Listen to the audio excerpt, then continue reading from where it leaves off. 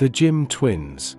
Imagine two people born on the same day, separated at birth, raised in completely different families, different cities, different environments, no contact, no shared experiences, no awareness of each other's existence.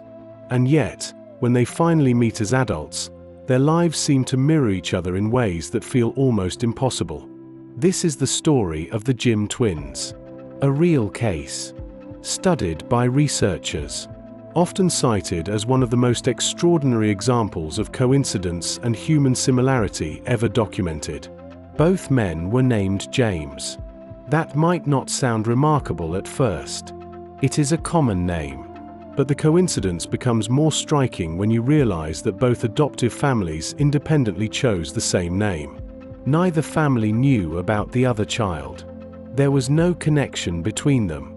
Two separate families, one identical decision. As the twins grew up, their lives continued to unfold in parallel. They both developed a talent for mechanical work. They enjoyed carpentry. They liked working with their hands. They showed an interest in drawing and building. Even their habits were similar. Both men had a tendency to bite their nails. Both suffered from tension headaches. Small details. Personal behaviors. The kind of traits people assume are shaped by environment. And yet, here they were, appearing in two separate lives. As adults, both men married women named Linda. That alone feels like an unlikely coincidence. But it does not stop there. Both marriages ended in divorce, and both men later remarried women named Betty. Two lives. The same pattern. Repeated independently. They also had sons. And this is where the story becomes even more unsettling. One named his son James Allan. The other named his son James Allan. The difference was only a single letter. Two fathers. The same idea. The same naming choice. Made without influence. Their lives aligned in smaller ways too. They both drove similar cars. They both worked in similar jobs related to law enforcement. They both enjoyed vacationing in Florida. They even had dogs with the same name. When they finally met, the experience was described as surreal. Looking at someone who looks like you is already strange.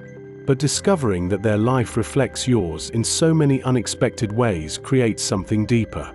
Something harder to explain. Researchers became interested. The twins were studied as part of a broader project on identical twins raised apart. The goal was to understand how much of human behavior comes from genetics, and how much from environment. The Jim twins became one of the most famous examples. Their story suggests that some aspects of who we are may be deeply rooted in biology. Not just physical appearance, but preferences, habits, and even life choices. But it also raises uncomfortable questions. How much of what we consider our decisions is truly ours? How much is influenced by something we cannot see? Something built into us from the very beginning? It is tempting to search for explanations.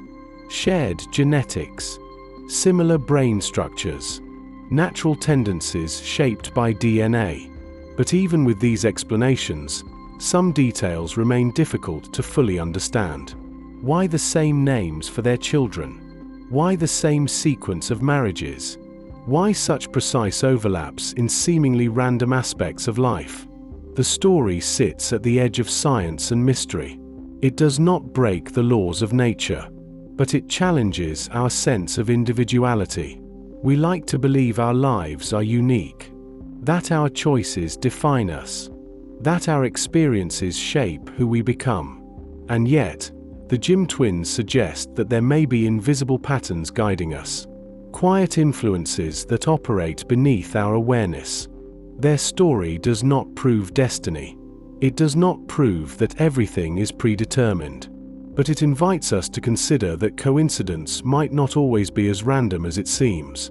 Sometimes, two separate lives can unfold in almost identical ways, not because of shared memories, Not because of influence, but because of something deeper, something written into the very structure of who we are. The Hugh Williams legend. There are moments in history that feel almost too precise to be random, moments where events seem to align in a way that suggests a hidden pattern, as if reality itself briefly follows a script that no one can see but everyone can feel. The story of Hugh Williams is one of those moments, simple when first told, but increasingly unsettling the more you reflect on its details and the way those details repeat across time. It begins in the Menai Strait, a narrow and often unpredictable stretch of water that separates the island of Anglesey from mainland Wales, a place that looks calm from a distance but has long been known for its dangerous currents and sudden changes. In the year 1664, a passenger boat was crossing this strait, carrying people who were likely engaged in ordinary conversation, thinking about their destinations, unaware that their journey was about to become something that would be remembered for centuries. Without warning, the boat capsized. What followed would have been chaos, cold water rushing in, people struggling to stay afloat, voices disappearing into the sound of the sea, until the movement stopped and the silence settled. When the aftermath was understood, it became clear that almost everyone on board had died. Only one person survived. His name was Hugh Williams. At first, this seems like a tragic accident with a single fortunate survivor, the kind of story that might be told briefly and then forgotten as time moves on and new events take its place. But time does not simply move on. Exactly 100 years later, in 1764, another boat was crossing the same stretch of water, under circumstances that likely felt just as ordinary, with passengers who had no reason to believe that history was about to repeat itself in a way that would defy explanation. Again, something went wrong. Another accident occurred, sudden and unforgiving, turning a routine crossing into a disaster that no one could have predicted. The boat sank. And once again, out of all the people on board, only one person survived. His name was Hugh Williams. At this point, the coincidence begins to feel heavier, no longer just an unusual alignment of events, but something that presses against our understanding of probability, forcing us to pause and question whether randomness alone can truly account for such repetition. Two separate incidents, separated by exactly 1 century, occurring in the same place, with the same outcome, and with the same name attached to the sole survivor. It feels almost as if the name itself has been carried through time, appearing at the exact moment it is needed to preserve a single life while all others are lost. And yet, the story does not end there. Because once the pattern has been noticed, every additional repetition begins to feel less like coincidence and more like something that resists explanation. In 1820, another incident occurred in the same waters. Another boat. Another disaster. Another moment where the line between survival and loss was drawn sharply and without mercy. This time, there were multiple survivors. But among them, one detail stood out. One of the survivors was named Hugh Williams.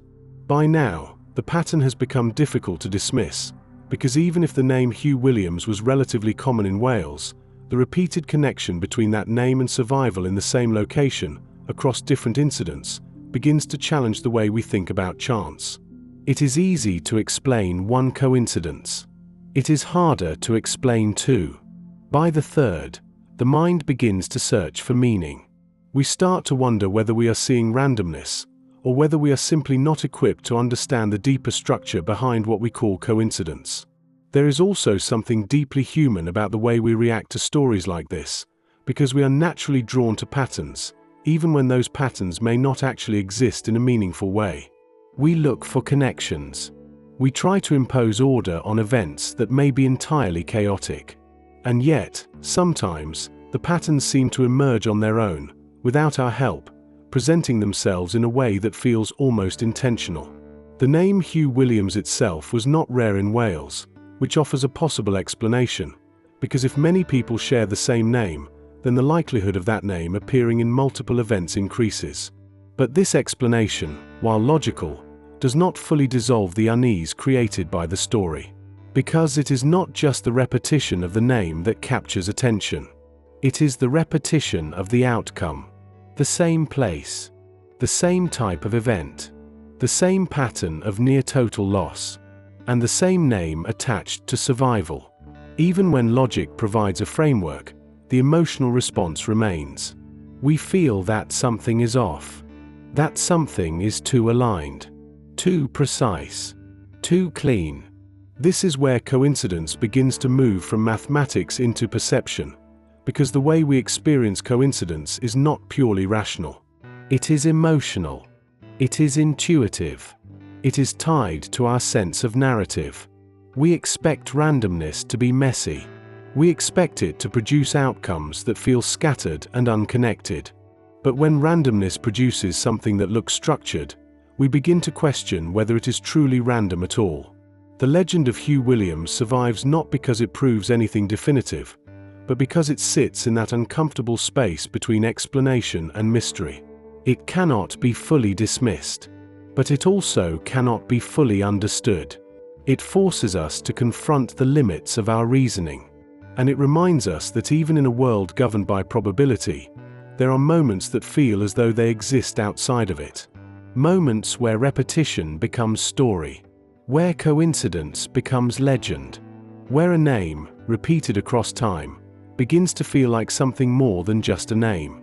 In the end, the story of Hugh Williams is not really about one man, or even three. It is about the way we interpret patterns, the way we react to repetition, the way we search for meaning in events that may not have any. And perhaps most importantly, it is about the quiet realization that sometimes, even when we understand the logic, the feeling of mystery does not disappear. It remains, lingering beneath the surface, like the waters of the Menai Strait, calm from a distance, but always holding something deeper below. Morgan Robertson's Titanic prediction. There are stories that feel strange, and then there are stories that feel almost impossible to ignore, because they seem to blur the line between imagination and reality. The story of Morgan Robertson belongs to that second category, where fiction appears to reach forward in time and quietly mirror something that has not yet happened. Morgan Robertson was an American writer. He lived in the late 19th century, a time when technology was advancing quickly, a time when ships were becoming larger, faster, more ambitious. In 1898, Robertson wrote a short novel. It was called Futility, or The Wreck of the Titan. At the time, it was just a piece of fiction, a dramatic story meant to entertain readers, a story about human ambition and its consequences. But inside that story, there was a ship, a massive ship, the largest ever built, considered unsinkable. Its name was Titan. In the novel, this ship crosses the North Atlantic. It carries wealthy passengers. It represents the peak of human engineering. And then, something happens. On a cold night, in April, the Titan strikes an iceberg. The impact is sudden. The damage is fatal. The ship begins to sink. There are not enough lifeboats. People panic. The ocean takes over. Hundreds of lives are lost.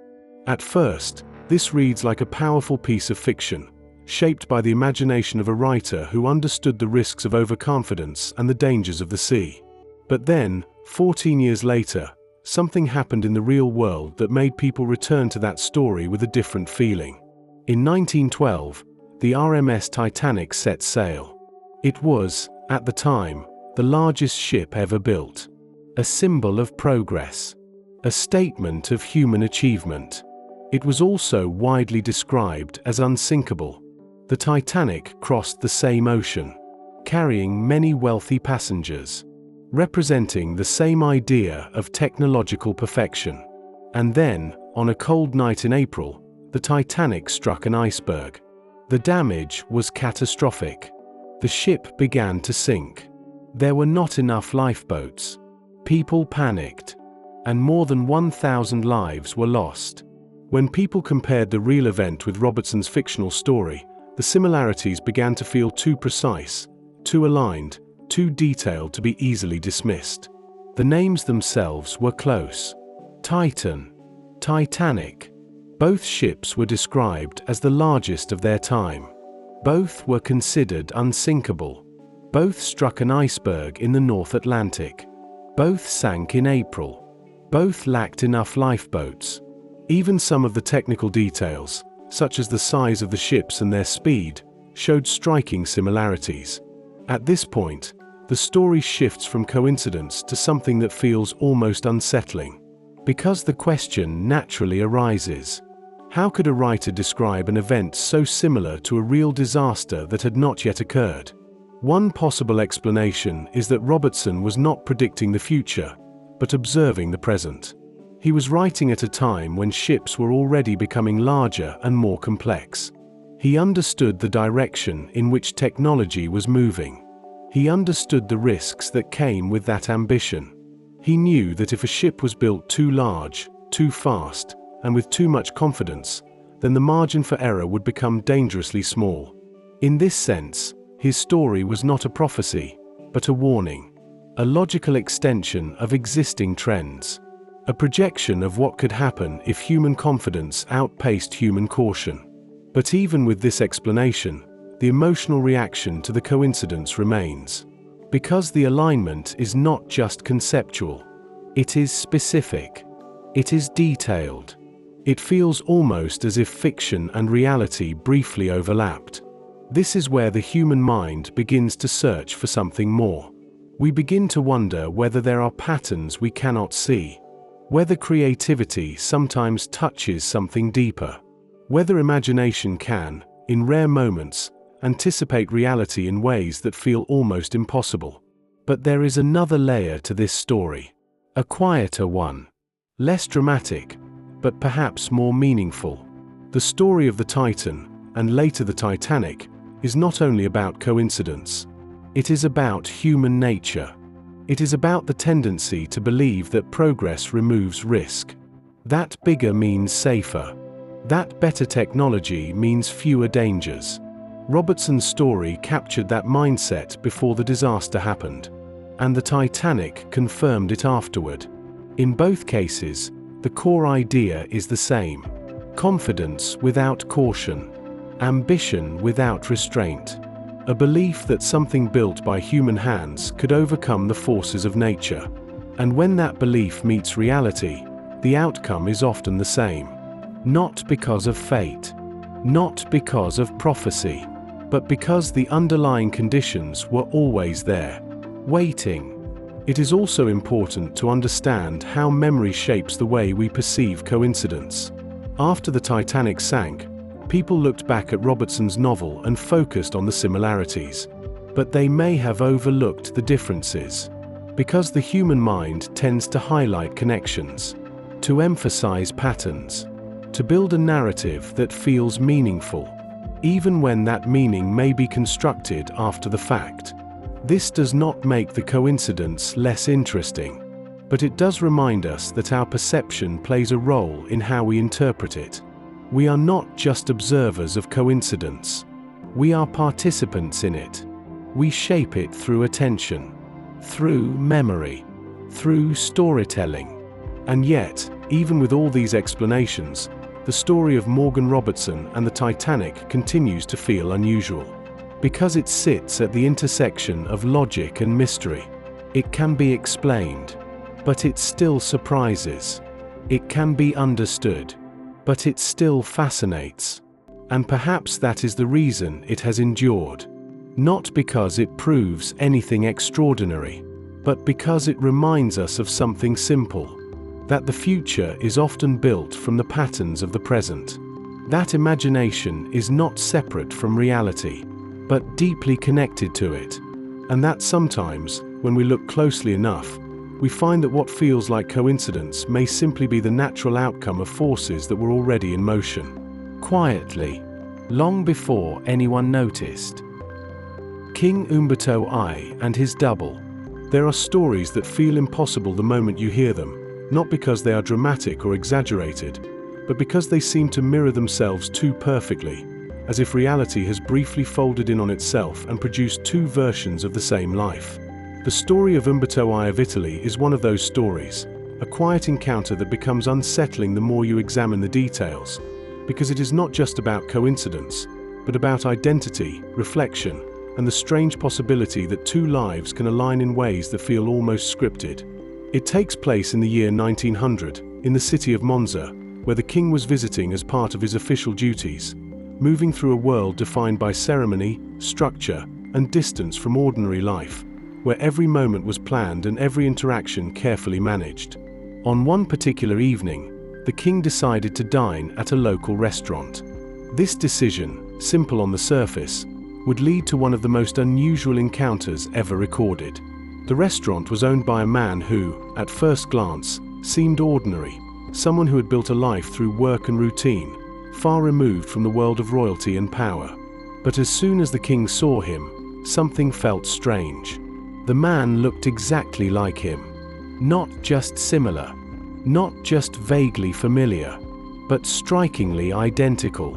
The resemblance was so strong that it immediately disrupted the normal flow of the evening, turning a routine visit into a moment of quiet disbelief, where the boundaries between two separate lives began to blur.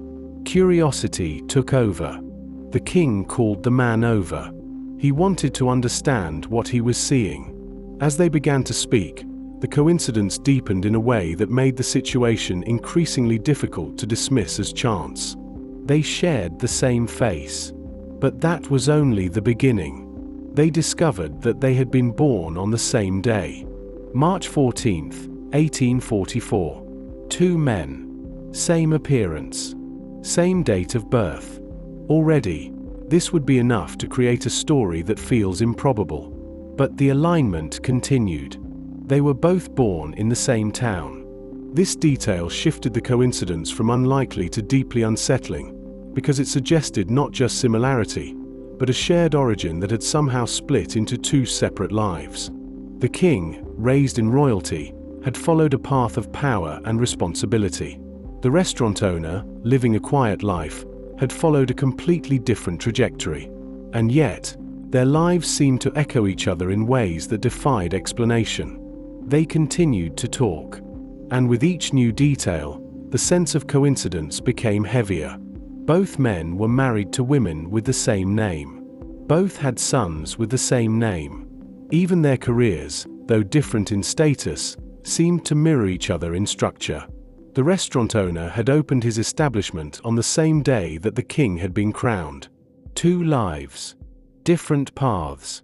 But synchronized moments. It is at this point that the story begins to feel less like coincidence and more like something that challenges our understanding of individuality itself, because it raises a quiet question that lingers beneath the surface. How separate are our lives, really? We tend to think of identity as something fixed, something unique, something that belongs entirely to us.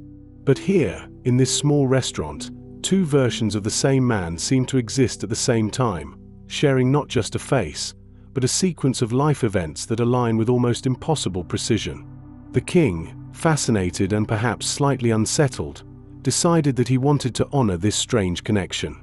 He invited the restaurant owner to attend an event the following day. A gesture that felt symbolic. A recognition of the link between them. But what happened next transformed the story from unusual to almost surreal. The next day, before the event could take place, the restaurant owner was killed. He was shot. A sudden, violent end. When the king was informed, the coincidence deepened in a way that no longer felt explainable through logic alone. Because shortly after hearing the news, the king himself was assassinated. Two men. Identical in appearance. Born on the same day. Sharing parallel life events. And dying on the same day. The symmetry is so precise that it almost feels constructed, as if the story has been shaped to follow a narrative arc that emphasizes reflection, duplication, and closure. But the power of the story does not come from proving anything supernatural. It comes from the way it disrupts our expectations. We expect life to be irregular. We expect events to scatter. We expect differences. But here, everything aligns. Too neatly. Too completely. It forces us to consider whether coincidence, when repeated and layered in this way, still remains coincidence, or whether it begins to take on a different meaning in the way we experience it. There are, of course, possible explanations. Some historians suggest that parts of the story may have been exaggerated over time, shaped by retelling, adjusted to enhance the sense of mystery. Memory is not perfect. Stories evolve. Details shift.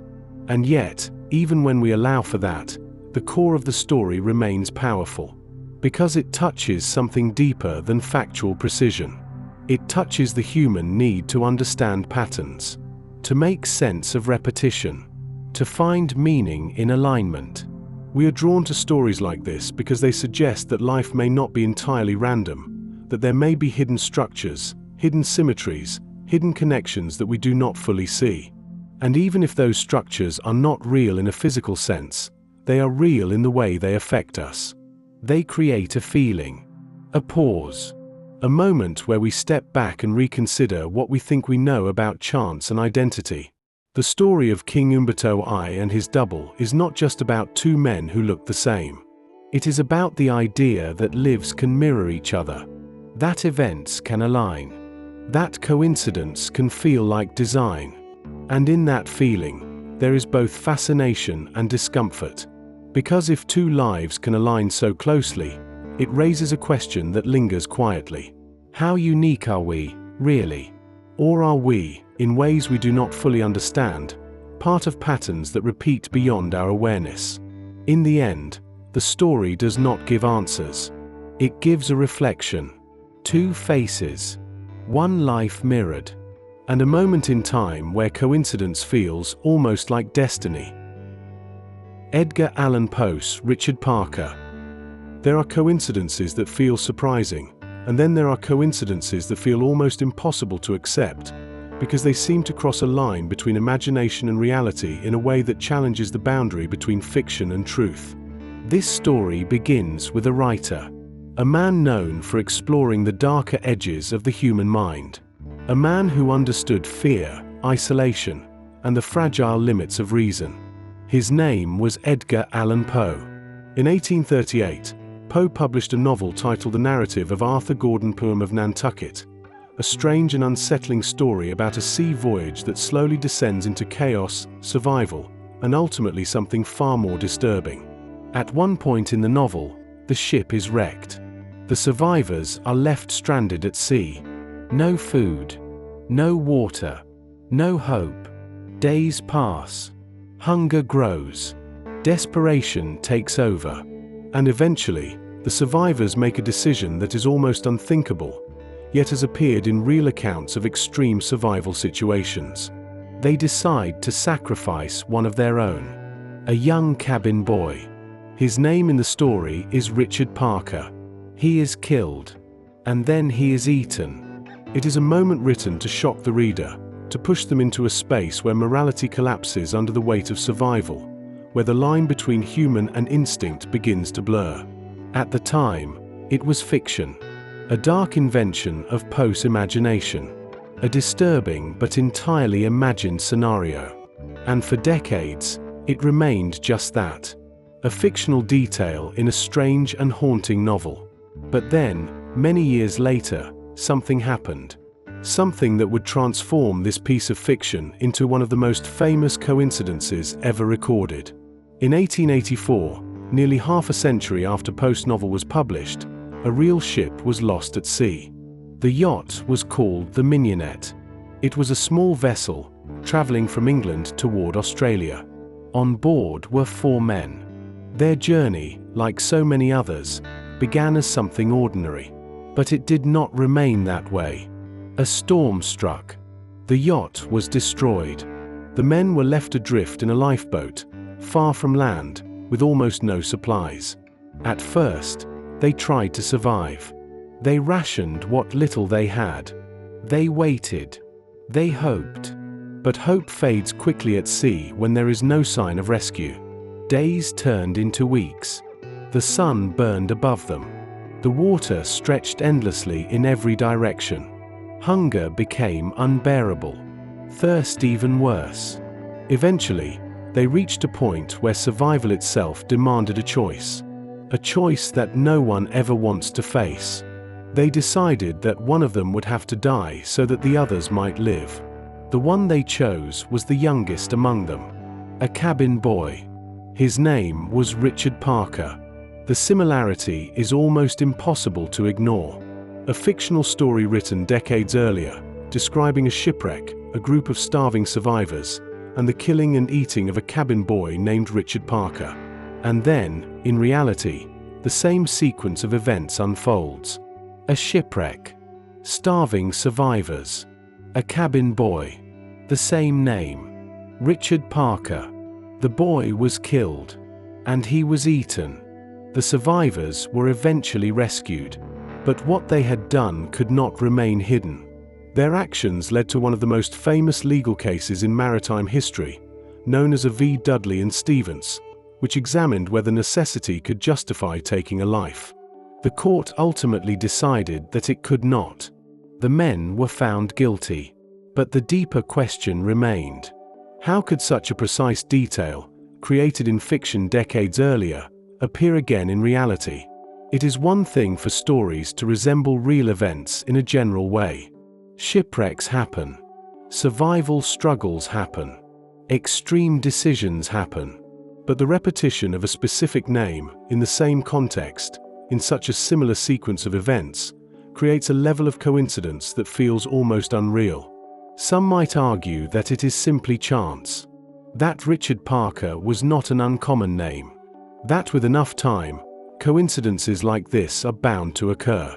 And from a purely statistical perspective, that argument holds some weight. But statistics do not always satisfy the human mind. Because this is not just about numbers.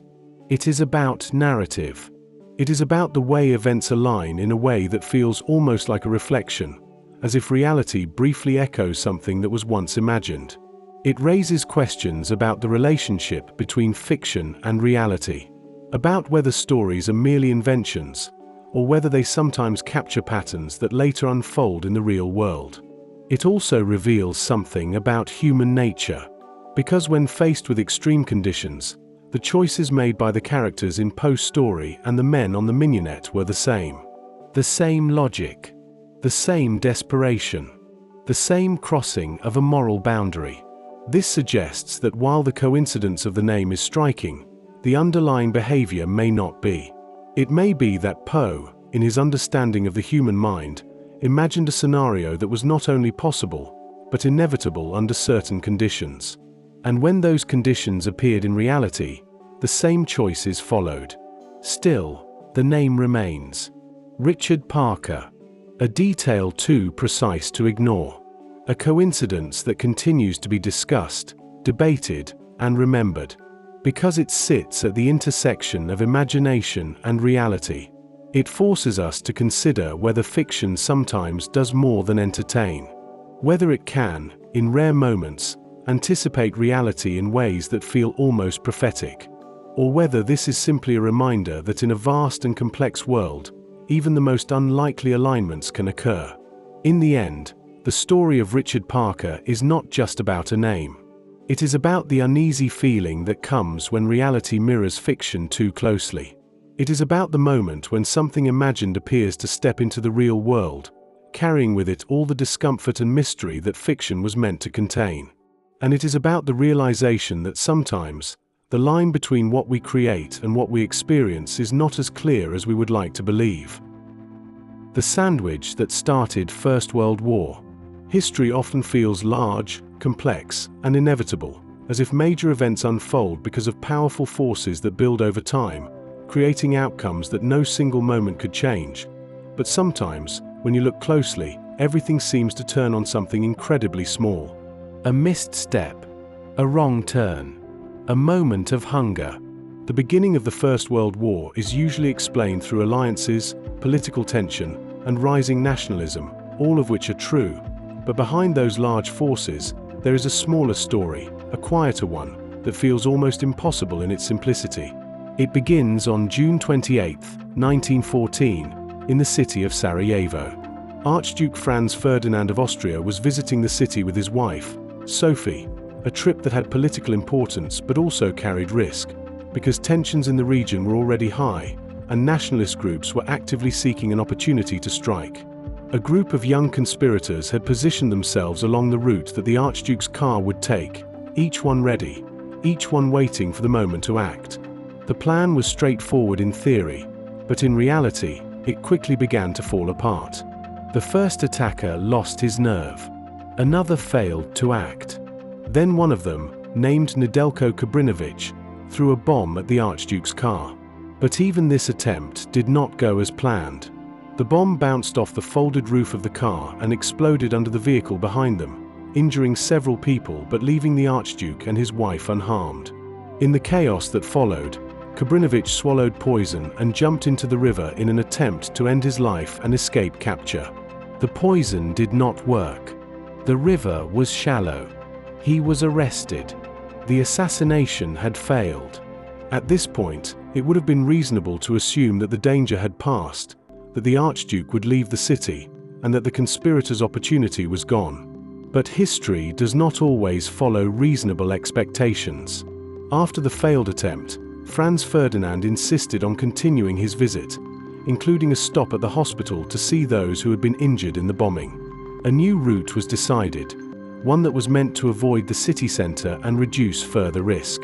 But somewhere between decision and execution, something went wrong. The driver of the Archduke's car was not properly informed of the change. As the car moved through the streets, it followed the original route instead of the new one. Then came the moment that would define everything. The driver realized the mistake and attempted to correct it by stopping and reversing the car. And it just so happened that the car stopped directly in front of a small cafe. Standing outside that cafe was one of the conspirators, a young man named Gavrilo Princip. He had already believed the plan had failed. He was not actively searching for the Archduke at that moment. He was there, reportedly, because he had stopped to buy a sandwich. In that instant, chance and history collided. The target appeared in front of him. Not moving, not escaping, not protected by distance or confusion. Just there. Princip did not hesitate. He stepped forward. He fired 2 shots. One struck Franz Ferdinand. The other struck Sophie. Both would die shortly after. What had begun as a failed assassination attempt, scattered and disorganized, suddenly succeeded because of a sequence of small, almost trivial events that aligned in a way no one could have planned. A wrong turn, a stopped car, a man with a sandwich. And with those 2 shots, the course of history changed. The assassination triggered a chain reaction. Austria-Hungary declared war on Serbia. Alliances were activated. Countries were drawn in. Within weeks, much of Europe was at war. Within years, millions would be dead. The scale of the outcome stands in stark contrast to the simplicity of the moment that set it in motion. It forces a difficult realization that enormous consequences can emerge from ordinary situations. That history is not always shaped by grand decisions alone, but also by small, human moments that seem insignificant at the time. There is also something unsettling about the role of chance in this story. Because if even one detail had been different, the outcome might have changed. If the driver had followed the correct route. If the car had not stopped. If Princip had chosen a different place to stand. If he had not been there at that exact moment. If he had not paused for something as simple as food. Any one of these changes might have prevented the assassination. And yet, all of them aligned. Not because of a grand design, but because of a series of ordinary decisions and minor errors that happened to intersect at a single point in time. This is what makes the story feel less like a historical explanation and more like a coincidence that carries enormous weight. It challenges the idea that history is fully controlled or predictable. It suggests that beneath the surface of structured events, there is always an element of unpredictability, something that can shift everything in an instant. At the same time, it is important to understand that the war was not caused by the sandwich itself, or even by the assassination alone. The conditions for conflict were already present. Tensions had been building for years. The political landscape was unstable. The alliances were fragile. The assassination was the spark, but the fire was already waiting. Still, the coincidence remains powerful, because it represents the exact moment when potential became reality, when something that could have been avoided became unavoidable, when a single opportunity, created by chance, was taken. The image of Princip standing outside that cafe has become symbolic, not because of the sandwich itself, but because of what it represents. A pause, a moment of stillness, a brief interruption in the flow of events. And then, suddenly, everything changes. In the end, the story of the sandwich is not really about food, or even about one man. It is about the fragile nature of history, the way it depends not only on large forces, but also on small, unpredictable moments. The way a single coincidence can sit at the center of something vast and devastating. And the way we are left wondering how many other moments like this have occurred, unnoticed, where everything could have changed, but did not. Because most of the time, the car does not stop. Most of the time, the person is not there. Most of the time, the moment passes. But sometimes, everything aligns. And when it does, the consequences can echo far beyond that single point in time. Lincoln and Booth. There are coincidences that feel surprising, and then there are coincidences that feel almost constructed, as if history itself briefly aligns its details into a pattern that seems too deliberate to ignore, too precise to dismiss as simple chance. The story of Abraham Lincoln and John Wilkes Booth is often remembered as a tragedy, a defining moment in American history. But when you step back and look closely at the details surrounding their lives, a series of strange and unsettling connections begins to emerge. Connections that feel less like random overlap and more like echoes repeating across time. Abraham Lincoln, the 16th President of the United States, was a man shaped by hardship, a leader who guided the nation through one of its most difficult periods, the Civil War, a conflict that tested the very foundation of the country and forced it to confront the deepest divisions within itself. John Wilkes Booth, on the other hand, was an actor, well known in his time, charismatic, admired, and yet deeply opposed to Lincoln's views and policies, particularly those related to the abolition of slavery, a disagreement that would ultimately lead to one of the most infamous acts in history. The central event is well known. On April 14, 1865, Lincoln attended a play at Ford's Theatre in Washington, D.C., a moment that should have been a brief escape from the burdens of leadership, but instead became the setting for his assassination. Booth entered the presidential box and shot Lincoln at close range, an act that would end Lincoln's life the following morning and send shockwaves across the nation. But beyond the event itself, the coincidences begin to appear when we examine the details surrounding both men, details that, when placed side by side, create a pattern that feels almost too symmetrical. Both Lincoln and Booth were known by three names: Abraham Lincoln and John Wilkes Booth, a small detail that might seem insignificant at first, but one that becomes more noticeable when combined with the many other parallels that follow. Both names contain 15 letters.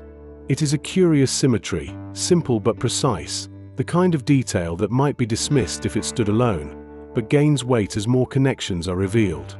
Lincoln was elected to Congress in 1846.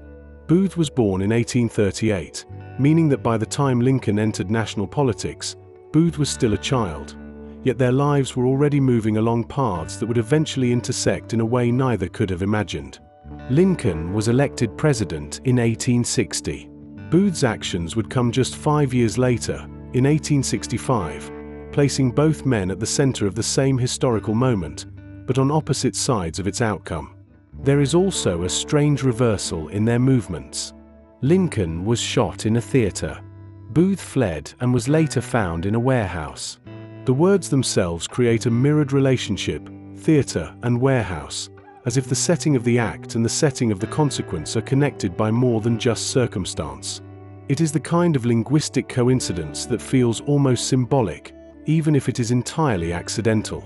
Another detail often mentioned is that Lincoln had a secretary named Kennedy, and that Kennedy had warned him not to go to the theater on the night of the assassination. Booth, it is said, had a connection to the name Lincoln in a similar way, though this part of the story is often debated and sometimes exaggerated, reminding us that not all coincidences are equally reliable. This is an important part of the story, because it highlights how easily coincidence can blend with myth, how quickly a pattern can be extended beyond what is strictly true, simply because it feels like it should continue. And yet, even when we remove the questionable details, the core coincidences remain. They are enough to create a sense of alignment that is difficult to ignore. Lincoln was a president during a time of deep national division. Booth was a man who believed he was acting in defense of his own vision of the nation. Their lives were connected by conflict, by ideology, by the tension between two opposing views of what the country should become. And in the end, their stories became inseparable. There is also something deeply human in the way we react to these coincidences, because we are naturally drawn to patterns that feel meaningful, patterns that suggest a hidden structure beneath the surface of events. We do not like randomness when it comes to important moments. We prefer to believe that there is some kind of order, some kind of logic, even if that logic is not immediately visible.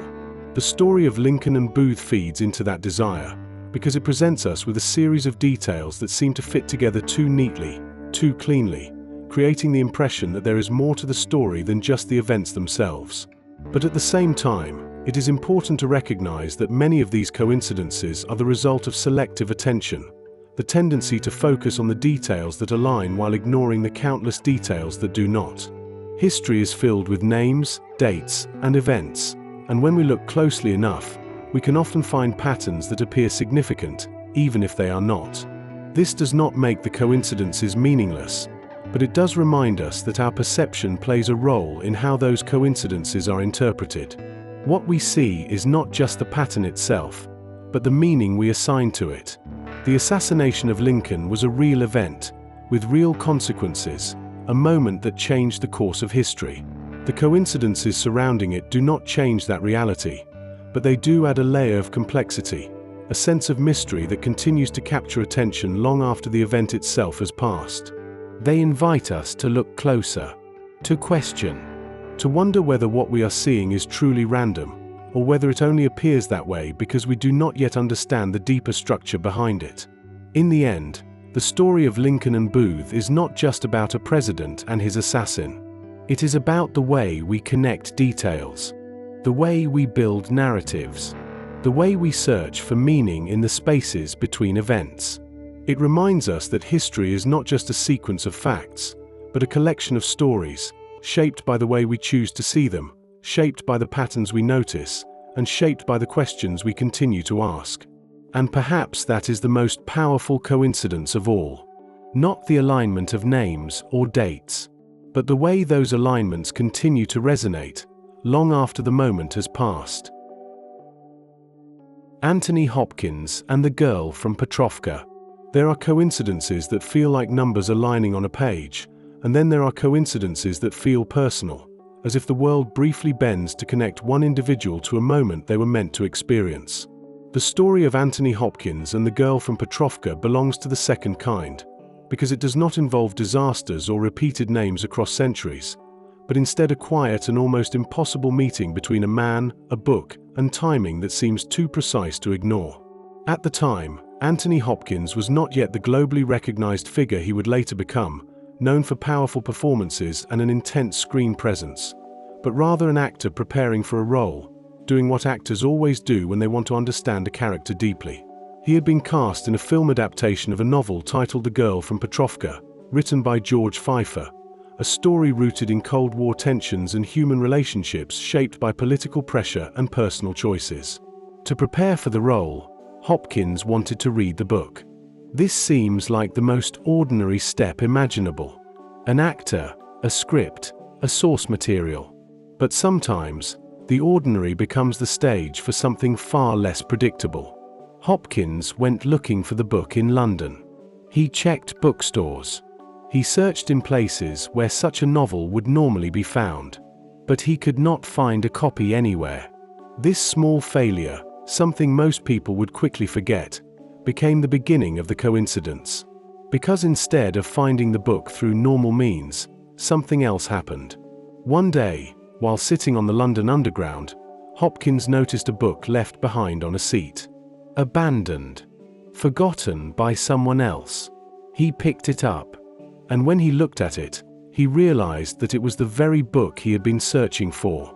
The Girl from Petrovka.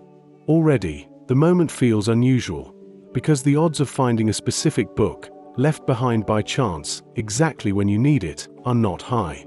But still, it can be explained. People lose things. Books are left behind. Sometimes, you get lucky. At this point, the story is interesting, but not yet extraordinary. It becomes extraordinary later. Hopkins used the book to prepare for his role. He read it. He studied it. He absorbed the tone, the characters, the emotional weight of the story. And then, as part of the production process, he eventually met the author, George Pfeiffer. During their conversation, Pfeiffer mentioned something unexpected. He told Hopkins that he did not even have a copy of his own book. Because his personal annotated copy, filled with notes and insights, had been lost. He had lent it to a friend. And that friend had lost it. The detail seems small, almost irrelevant. But then Hopkins said something that changed the entire situation. He told Pfeiffer that he had found a copy of the book on the Underground. And not just any copy. A copy that contained handwritten notes. Personal annotations. The kind of markings that only the author himself would make. They looked at the book together. And it became clear. This was not just a random copy. It was the exact copy that Pfeiffer had lost. The same one. The same annotations. The same markings. The same physical object that had passed from the author, to a friend, into disappearance, and then, somehow, into the hands of the actor who needed it most. At this point, coincidence becomes something that feels almost narrative, as if the story itself has created a loop, bringing the book back to the person who wrote it, through the person who was about to bring it to life on screen. It is not just about finding a book. It is about finding the right book. At the right time. In the right condition. And then reconnecting it with its origin in a way that seems too precise to be accidental. Of course, logic can still attempt to explain this. Books travel. Objects are lost and found. Cities like London are dense with movement, with thousands of interactions happening every day, most of which go unnoticed. If enough things happen, then unlikely events are bound to occur. And yet, even when we accept this explanation, the feeling of the coincidence does not disappear. Because it is not just about probability. It is about alignment. The alignment of need and availability. The alignment of loss and recovery. The alignment of two people connected through a single object that moved through the world in a way neither of them could control. There is also something deeply symbolic in this story, because the book itself becomes more than just a physical object. It becomes a bridge, a connection between creator and interpreter, between the one who imagined the story and the one who would embody it. And the fact that this bridge appeared not through intention, but through chance, gives it a quality that feels almost intentional, as if the randomness was, in some strange way, purposeful. This is what makes coincidences like this so powerful. They do not prove anything in a scientific sense. They do not reveal hidden laws of the universe, but they challenge the way we think about randomness. They remind us that even in a world governed by probability, there are moments that feel curated. Moments that feel as though they were arranged, even if they were not. The human mind is especially sensitive to these moments. We notice them. We remember them. We tell them as stories. Because they resonate with something deeper than logic. They resonate with our sense of meaning. Our desire to believe that events are not entirely disconnected. That there are threads, invisible but real, connecting people, objects, and moments across time. In the case of Anthony Hopkins and the Girl from Petrovka, the thread is a book. A simple object. Paper. ink, binding, and yet, that object carried within it a journey.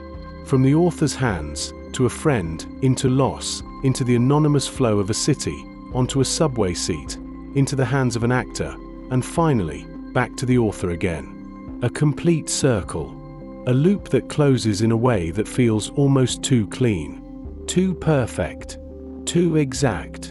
And that is where the mystery lives. Not in the impossibility of the event, but in its precision. In the way everything aligns just enough to create a story that feels larger than the sum of its parts. In the end, this coincidence does not ask us to believe in fate, or destiny, or hidden forces. It simply asks us to notice, to pause, to recognize that sometimes, the ordinary world produces moments that feel extraordinary. Moments where a lost book finds its way back. Moments where two people are connected by something neither of them planned. Moments where, for a brief second, randomness feels like intention. And even if we explain it, even if we reduce it to chance, the feeling remains. Quiet, persistent, like a story that almost wrote itself. Jefferson and Adams.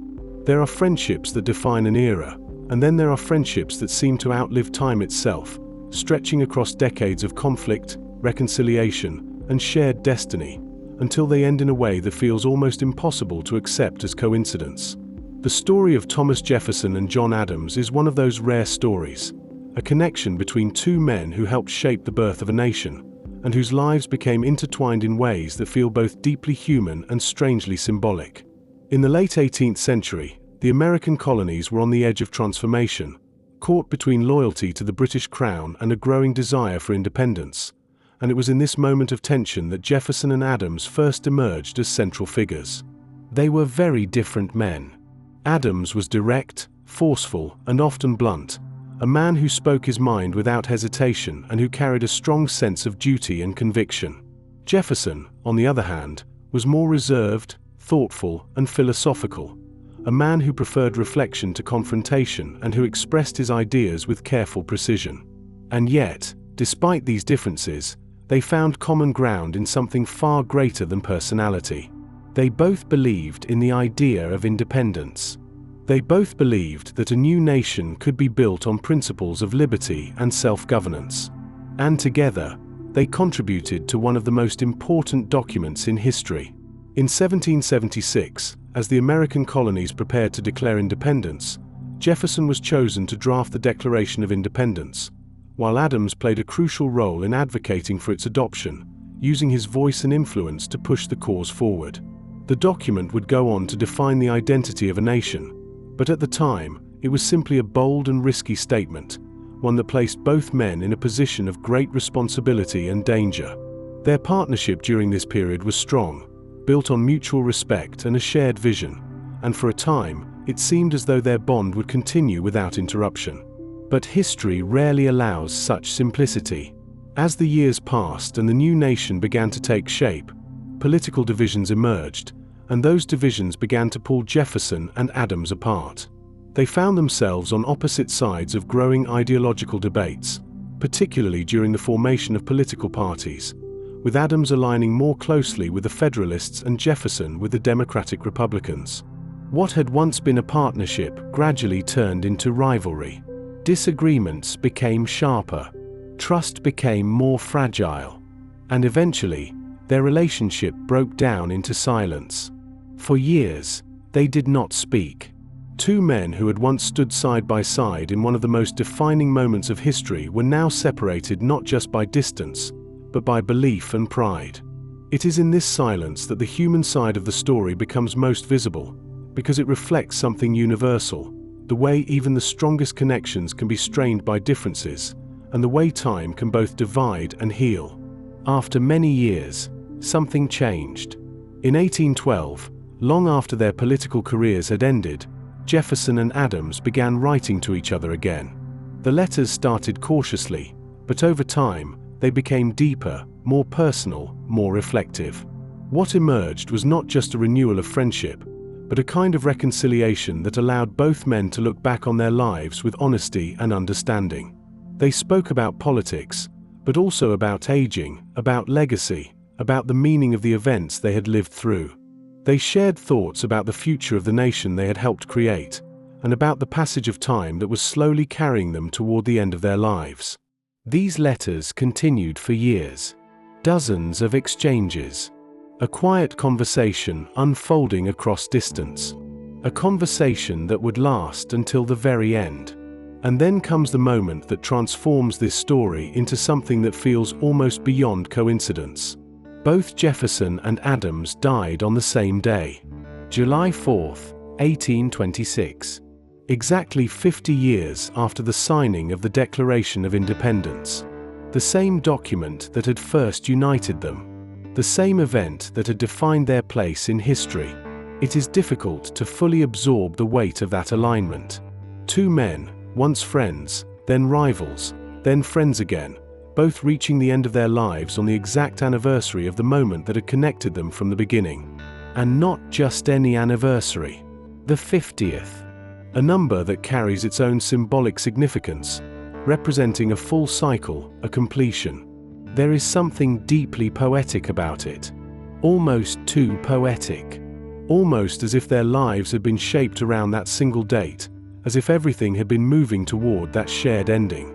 Even more striking is the detail often repeated in historical accounts, that John Adams, on his deathbed, is said to have spoken the words, "Thomas Jefferson still survives," unaware that Jefferson had died earlier that same day. Whether the exact wording is precise or not, the sentiment captures the strange timing of their deaths, the way their lives remained connected even in their final moments. From a rational perspective, it is possible to explain this coincidence. Both men were elderly. Both were among the last surviving figures of the revolutionary generation. It is not impossible that they would die around the same time. And yet, the exact alignment with July 4th, the precise 50-year interval, the shared historical origin. These details combine in a way that feels far more than statistical. It feels narrative. It feels intentional. And this is where the story moves beyond history and into something closer to meaning, because even when we understand the facts, the emotional impact remains. We are drawn to the idea that their lives were somehow synchronized, that their beginnings and endings were connected in a way that reflects a deeper order. Whether or not that order truly exists is almost secondary. What matters is how the story is experienced. It becomes a symbol of unity and division, of conflict and reconciliation, of beginnings and endings that mirror each other across time. It reminds us that history is not just a collection of events, but a collection of human lives, each shaped by relationships, choices, and moments that carry meaning far beyond their immediate context. And in the case of Jefferson and Adams, that meaning seems to circle back to where it all began. The Declaration of Independence, a document written in hope, signed in uncertainty, and remembered as the foundation of a nation. 50 years later, the two men most closely associated with its creation leave the world on the very day that marked its birth. Not one after the other, not months apart, but on the same day, as if closing a chapter together. As if completing a story that had always been shared. In the end, the coincidence of Jefferson and Adams is not just about timing. It is about connection. About the way two lives can move apart and come back together. About the way history can reflect itself in unexpected ways. And about the quiet, lingering question that remains when everything has been explained, and yet still feels mysterious. Was it just chance? Or was it something more? Mark Twain's comet. There are lives that seem to follow a path, steady and predictable, shaped by choices, circumstances, and time. And then there are lives that feel as though they are connected to something larger, something distant, something that moves beyond human control and yet somehow touches a single moment with perfect timing. The story of Mark Twain and the comet begins not with an ending, but with a beginning, quiet and almost unnoticed, like most beginnings are. In the year 1835, a bright comet appeared in the sky, visible to those who looked up, a streak of light crossing the darkness, something both beautiful and distant, something that has been seen by generations before and would be seen by generations after. That comet was Halley's Comet, a celestial traveler that returns to Earth's skies roughly every 75 to 76 years, following a path that is precise, predictable, and completely indifferent to human life. That same year, 1835, a child was born. His name was Samuel Langhorne Clemens. The world would later know him as Mark Twain. At the time, there was no connection between the comet and the child, no sign that these two events, one cosmic and one human, would become linked in a way that would feel almost impossible to ignore. Years passed. The child grew into a man. The man became a writer. And the writer became one of the most recognizable voices in American literature. Mark Twain was known for his sharp wit, his deep observations, and his ability to capture the contradictions of human nature in a way that felt both honest and timeless. But beyond his writing, there was something else about him. A sense of awareness. A sense that he understood the rhythm of things. Not just the rhythm of words, but the rhythm of life itself. In 1909, near the end of his life, Mark Twain made a statement that would later become central to this story. He said that he had come into the world with Halley's Comet in 1835, and that he expected to go out with it when it returned. It was not said as a prediction in the scientific sense. It was said more like a reflection, a quiet observation, almost like a feeling. At the time, it may have sounded like a poetic remark, something a writer would say, something that carries meaning without necessarily carrying certainty. But then the comet began its return. Halley's Comet, following its long and silent orbit, approached Earth once again, becoming visible in the sky in 1910. People watched, just as they had done decades before, just as they always do when something vast and distant briefly becomes visible to the human eye. And then, on April 21st, 1910, Mark Twain died. The comet had reached its closest point to Earth just one day earlier. The alignment was exact enough to feel intentional. A man born during the appearance of a comet, who openly stated that he expected to die when it returned, and who then passed away at the precise moment that the comet came back into view. It is the kind of coincidence that feels almost designed. Almost as if a life had been marked at its beginning and completed at its end by the same distant signal. From a rational perspective, there are explanations. Halley's Comet follows a known orbit. Its return can be calculated.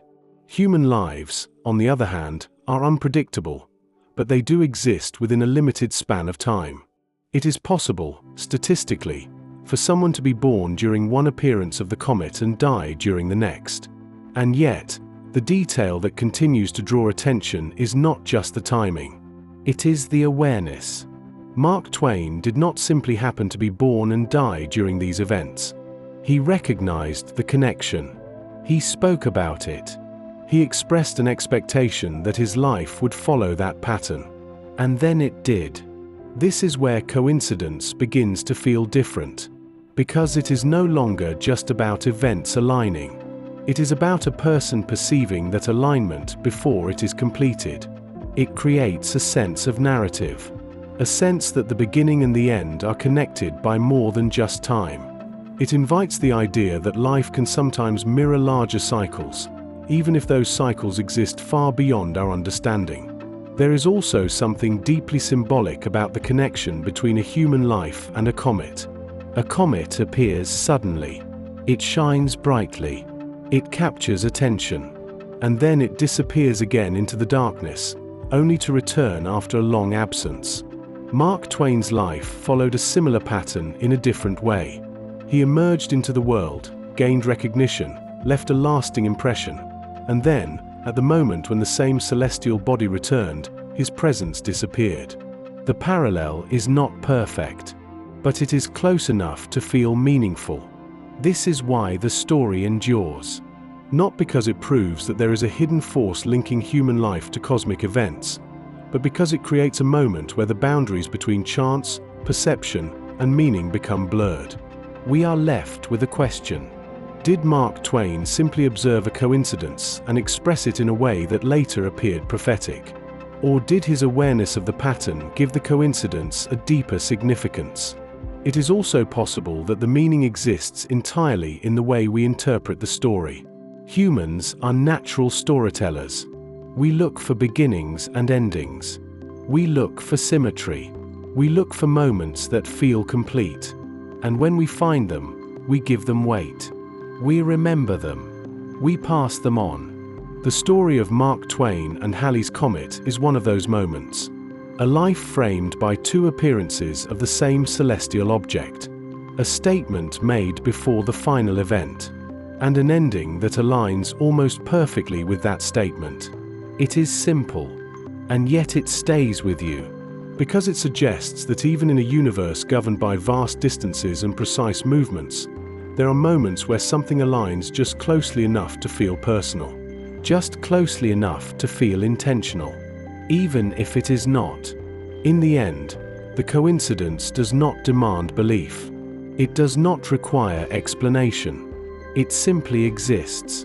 A reminder that sometimes, the patterns we see are not about proving something, but about feeling something. A brief connection between the human and the cosmic. A life that begins and ends under the same passing light. And a moment in which time, distance, and perception come together in a way that feels complete.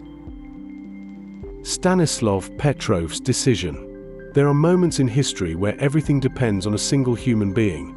Moments so fragile and so narrow that the difference between catastrophe and survival rests not on systems or weapons, but on judgment, intuition, and the quiet courage to hesitate. One of those moments happened during the Cold War, a time when the world was divided into opposing powers, each armed with nuclear weapons capable of destroying entire cities in minutes, creating a constant tension that lived beneath everyday life, even when people tried not to think about it. In the early hours of September 26, 1983, deep inside a Soviet military bunker, a man named Stanislav Petrov was on duty, responsible for monitoring an early warning system designed to detect incoming nuclear missiles from the United States. This system was supposed to be precise, reliable, trusted. It used satellites to watch for the heat signatures of missile launches, feeding information into computers that would alert operators if an attack was detected. Petrov's role was clear. If the system reported a nuclear strike, he was expected to follow protocol, confirm the alert, and report it up the chain of command, a process that could ultimately lead to a full-scale nuclear retaliation. The responsibility was immense, but it was also structured, defined, built on the assumption that machines would provide accurate information. That night began like many others. Quiet, routine, controlled, until suddenly, the system triggered an alarm. A missile had been launched. The screen showed it clearly. A nuclear strike, detected by satellite. Petrov looked at the data. One missile. Then a second alert appeared. Then a third. Soon, the system reported multiple incoming missiles. Everything pointed to an attack. The alarms were not subtle. They were loud, insistent, designed to demand immediate action. According to protocol, Petrov should have reported the attack immediately, treating the system as reliable and assuming that what it showed was real. But something felt wrong. Not in a dramatic way. Not in a way that could be easily explained. Just a quiet doubt. A hesitation. He began to think. If the United States were launching a nuclear attack, it would not likely be just a handful of missiles. It would be a massive strike. Overwhelming. Decisive. What he was seeing did not match that expectation. The system, however, insisted that the attack was real. And in that moment, Petrov was caught between two forces. On one side, the authority of technology, the weight of protocol, and the fear of making the wrong decision. On the other side, his own judgment, his understanding of strategy, and a feeling that something did not add up. Time was limited. There was no opportunity for long analysis. No room for delay. He had to decide. If he reported the attack as real, it could trigger a chain of decisions that would lead to nuclear retaliation, a response that could escalate into a full-scale war. If he ignored the warning, and it turned out to be real, he would have failed in his duty, allowing a surprise attack to go unchallenged. The stakes were almost impossible to comprehend. And yet, in that moment, Petrov chose not to trust the system. He reported the alert as a false alarm. Not because he had proof, but because he believed it was more likely to be an error than the beginning of a nuclear war. Minutes passed, each second heavy with uncertainty, waiting, watching. If missiles had truly been launched, they would soon arrive. There would be confirmation, impact, destruction. But nothing happened. No explosions, no follow-up signals, no evidence of an attack. The alarm had been wrong. Later investigations revealed that the satellite system had misinterpreted reflections of sunlight on clouds as missile launches, a rare and unexpected error that had slipped through the design of the system. A flaw, a coincidence, a moment where technology failed in a way that had not been fully anticipated. If Petrov had followed protocol without question, the Soviet Union might have responded with nuclear force, and the world could have entered a conflict from which there would be no return. But he did not. He paused. He questioned. He chose uncertainty over immediate reaction. And in doing so, he prevented a potential catastrophe. What makes this story feel like a coincidence is not just the technical failure, but the alignment of factors that allowed the situation to resolve without disaster. The system failed, but it failed in a specific way, at a specific moment, when a specific person was on duty, a person who was willing to doubt, willing to think, willing to go against expectation. If someone else had been in that chair, someone more rigid, more trusting of protocol, the outcome might have been different. If the system had reported more missiles, the decision might have felt clearer, pushing toward confirmation of an attack. If the political tension had been even slightly higher, the pressure to respond might have been overwhelming. Everything aligned in a narrow space where a different choice could have led to a different world. This is what gives the event its quiet weight. It is not dramatic in the way many historical events are. There were no visible explosions, no public declarations, no immediate recognition. For years, the story remained largely unknown, hidden within classified systems, unspoken. And yet, its impact is difficult to measure because it is defined by what did not happen. A war that never began, a destruction that never unfolded, a future that remained possible because one person chose to hesitate. There is also something deeply human in the way Petrov described his own decision later. He did not claim to be a hero. He did not frame the moment as extraordinary. He spoke of it as a judgment call, a situation where he had to rely on his instincts and his understanding of the system. This humility adds another layer to the story, because it reminds us that history is not always shaped by people who see themselves as important. Sometimes, it is shaped by individuals who simply do what feels right in a moment of uncertainty.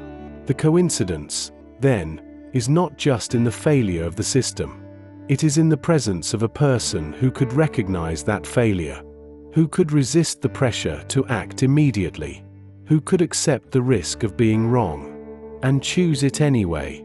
It forces us to reflect on how fragile our systems can be, how much we rely on technology to make decisions, and how dangerous it can be when we stop questioning the outputs of those systems. It also raises a deeper question. How many other moments like this have occurred, unnoticed, where a single decision prevented something catastrophic? Moments that never become stories. Moments that remain invisible because nothing happened. Stanislav Petrov's decision stands as a rare example where we can see that invisible line, the moment where history could have split into two entirely different paths. One path leading toward destruction, the other continuing quietly forward. It is a reminder that coincidence is not always about strange repetition or unlikely alignment. Sometimes, it is about timing, about presence, about a human being in the right place, at the right moment, choosing to pause when everything else demands action. And in that pause, the world continues, unaware, unchanged, alive. Tsutomu Yamaguchi. There are stories that feel impossible even before you hear the details. Stories that seem to stretch the limits of what a human life can endure, and yet remain completely real, documented, and quietly preserved in history. The story of Tsutomu Yamaguchi is one of those stories, not because it is dramatic in the way fiction is, but because it is simple, precise, and almost unbearable in its implications. It begins in August 1945. Japan is at war. The air is tense, uncertain, and heavy with the weight of a conflict that has already taken so much, even before its most devastating moment arrives. Yamaguchi is a young engineer, working for Mitsubishi, traveling for business. He is in Hiroshima. It is supposed to be a temporary trip, a few days away from home, a routine assignment. On the morning of August 6th, he is preparing to leave the city. He has finished his work. He is heading toward the shipyard, thinking about returning home to his family. It is an ordinary morning. Clear sky, quiet streets, nothing that suggests what is about to happen. Then, in a single instant, everything changes. A blinding flash fills the sky. A light so intense that it erases all shadows. A force so powerful that it reshapes the world in a fraction of a second. The atomic bomb has been dropped. The explosion throws Yamaguchi into the air. The pressure wave hits him before he can understand what he is seeing. Heat burns his skin. Sound disappears, then returns as chaos. Buildings collapse. Fire spreads. People scream. And yet, somehow, he survives. He is injured, burned, disoriented, but alive. He spends the night in a shelter, surrounded by destruction, trying to process something that cannot be processed. The next morning, he does what many people would not believe possible. He decides to go home. He leaves Hiroshima. He travels back to Nagasaki, his city, his family, his life. The journey itself is almost surreal. Moving away from one of the most catastrophic events in human history, carrying its memory in his body, in his wounds, in his silence. On August 9th, he reports to work. He is still injured, still weak, but he goes. Because routine continues. Because life insists on moving forward, even when everything has changed. He begins to explain what he saw. To his supervisor, to his colleagues. He describes a single bomb destroying an entire city. A flash, a blast, a new kind of weapon. Something beyond anything they have known. As he speaks, the sky changes again. Another flash, another explosion, another moment that divides time into before and after. A second atomic bomb has been dropped. This time, on Nagasaki. The city where he has just returned. The place he thought was safe. In that moment, the impossible becomes real. Not once, but twice. He is thrown again, hit again, surrounded again by destruction that feels almost identical, yet entirely separate. Two different cities, two different days. The same experience repeated. And again, he survives. It is difficult to fully grasp what this means. Not just physically, but psychologically. To witness the same kind of devastation twice. To feel the same shock. The same confusion. The same sudden collapse of everything familiar. And to carry that memory forward. Most people struggle to understand one moment of extreme trauma. One event that breaks the continuity of life. Yamaguchi experienced two, within 3 days. And yet, his story is not only about survival. It is also about continuation. He returns home. He reunites with his family, who, incredibly, also survive. He recovers. Slowly, quietly, he continues to live, to work, to exist in a world that has changed in a way that no one fully understands yet. For many years, he does not speak much about what happened. The experience remains inside him, like something too large to explain, too heavy to share. But over time, his story becomes known, recognized, not as a myth, but as a documented reality. He is officially acknowledged as a survivor of both bombings, a rare distinction, a painful one, because it carries not only survival, but memory and responsibility. The responsibility of having seen something that most people will never see, and hopefully never will. There is something deeply unsettling about repetition in this story, because repetition usually brings comfort, familiarity, predictability. But here, repetition brings destruction. The same kind of event, the same kind of force, the same overwhelming break in reality, happening twice to the same person. It forces us to question probability, not in a mathematical sense, but in a human sense. What are the chances that one person would be present at both atomic bombings? That he would survive the first, return home, and then be present for the second?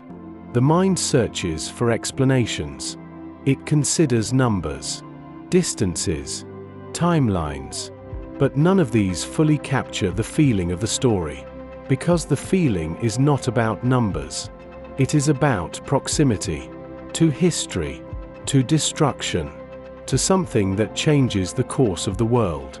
Yamaguchi's life becomes a point where two massive historical events intersect, not as abstract concepts, but as lived experience, as memory, as something carried in the body, in the skin, in the mind. And yet, despite everything, his story is not defined only by what happened to him. It is also defined by what he chose to do afterward. He becomes a voice, a witness, someone who speaks about the consequences of nuclear weapons, not in theory, but in reality, in lived truth. There is a quiet strength in that, because survival alone is not the end of the story. Survival is the beginning of something else, a continuation, a responsibility, a way of transforming experience into meaning. The coincidence in his story is not just that he was present at both events. It is that he lived to tell them, that he carried both experiences forward, that he became a bridge between two moments that are usually understood separately. And this is where the story shifts, from coincidence to perspective. Because sometimes, what feels like an impossible alignment of events is also a reminder of something deeper. That history is not made only of dates and places, but of people, of individuals who move through events, who experience them, who survive them, and who carry their weight into the future. The story of Tsutomu Yamaguchi is not easy. It is not comfortable. But it is important, because it shows how fragile life can be, and at the same time, how resilient, how something can break the world, and yet not break the individual completely. It leaves a mark, a permanent one, but it does not erase the person. In the end, his story is not just about coincidence. It is about endurance, about the strange and unpredictable paths that life can take, and about the quiet, persistent continuation of a human life, even after witnessing the unimaginable. Violet Jessup, Miss Unsinkable. There are lives that seem ordinary when they begin, shaped by routine, by work, by quiet decisions made one after another. And yet, over time, those same lives unfold into something that feels almost impossible, as if chance itself keeps returning to test the same person again and again. The story of Violet Jessup is one of those lives. It is not a story of one miracle, It is a story of repetition. The kind of repetition that slowly turns survival into legend. Violet Jessop was born in 1887, and from early on her life was connected to the sea, not in a romantic or adventurous way, but in a practical one, because working on ships was a way to earn a living, a stable path in a world that did not offer many easy choices. She became a stewardess, a role that required discipline, attention, and calmness, especially in situations where passengers depended on the crew to maintain order, even when things began to go wrong. And things did go wrong. Her first major encounter with disaster came in 1911, when she was working aboard the RMS Olympic, a massive and modern ship that represented the pride of its time, a symbol of engineering progress and human confidence. During a routine voyage, the Olympic collided with a British warship. The impact was violent, sudden, and deeply unsettling, as metal met metal in a way that no one on board could ignore, sending a clear signal that even the most advanced machines were not beyond failure. The ship was heavily damaged. Passengers were shaken. Crew members were forced to act quickly, to maintain control, to prevent panic. And Violet Jessop was there. She survived. At that point, it could have been considered an unfortunate but isolated event, the kind of experience that might make someone reconsider their career, perhaps even leave the sea behind entirely. But she did not. She continued. She returned to work. She stepped back onto another ship. In 1912, she found herself aboard a vessel that would become one of the most famous ships in history, the RMS Titanic. It was described as unsinkable, a word that carried confidence, perhaps even arrogance, because it suggested that human design had reached a point where nature itself could no longer intervene. The voyage began like any other. Passengers settled in. Life moved forward in small, predictable rhythms. And then, in the night, everything changed. The ship struck an iceberg. The impact was not immediately catastrophic in appearance, but it was decisive, because beneath the surface, damage had already been done, damage that would slowly turn certainty into disaster. Water began to enter the ship. Orders were given. Lifeboats were prepared. Confusion spread, not all at once, but in waves, as the reality of the situation became impossible to ignore. Violet Jessop was once again in the middle of it.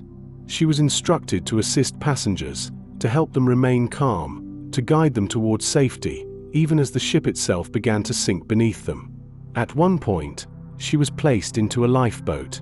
According to her own account, she was handed a baby, a small, fragile life placed into her arms in the middle of chaos, a moment that feels almost symbolic, as if survival itself needed to be carried forward.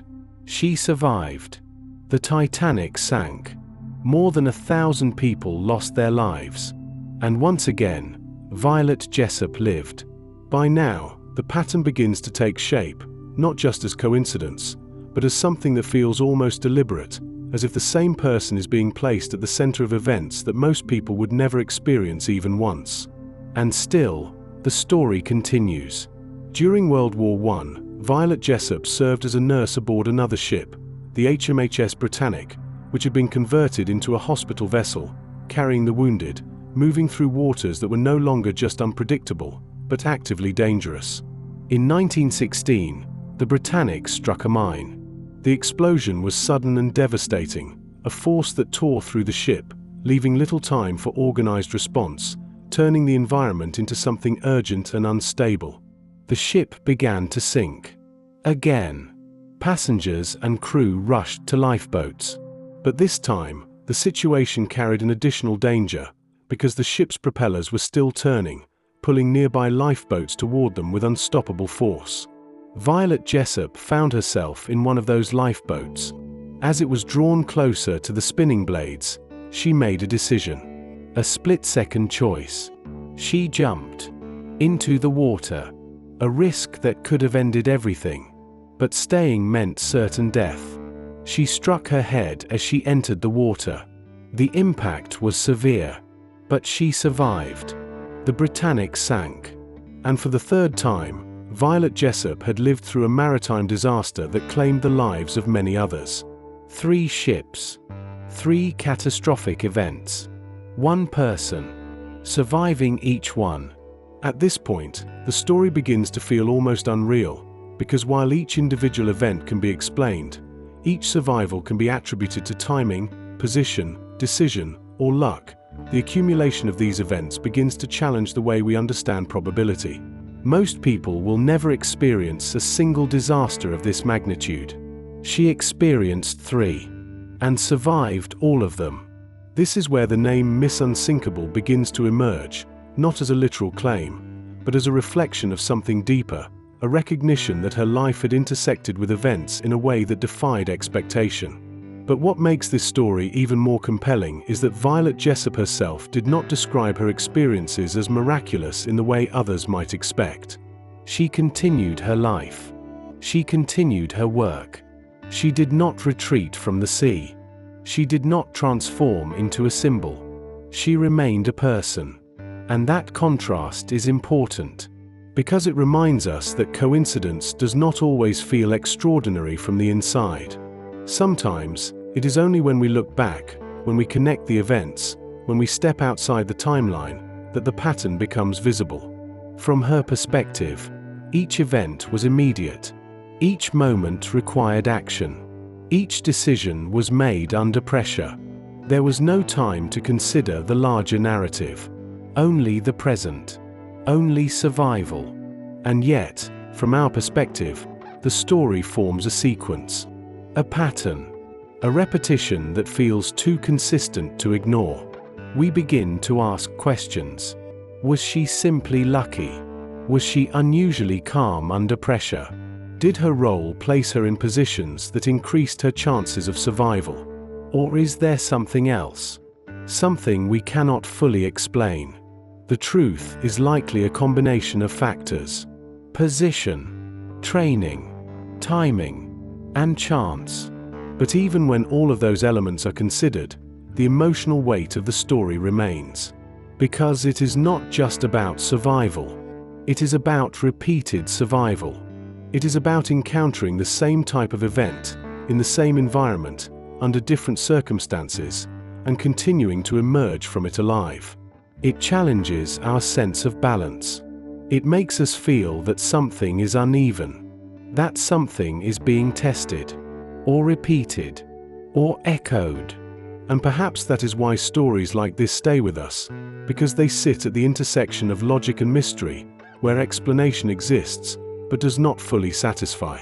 We understand what happened, but we still feel that something about it is extraordinary. In the end, the story of Violet Jessop is not just about ships or disasters or survival. It is about the way a single life can intersect with history multiple times, in ways that feel almost impossible and yet undeniably real. It is about the quiet tension between randomness and pattern, between explanation and wonder, and about the strange realization that sometimes, even when everything can be explained, the feeling of coincidence remains.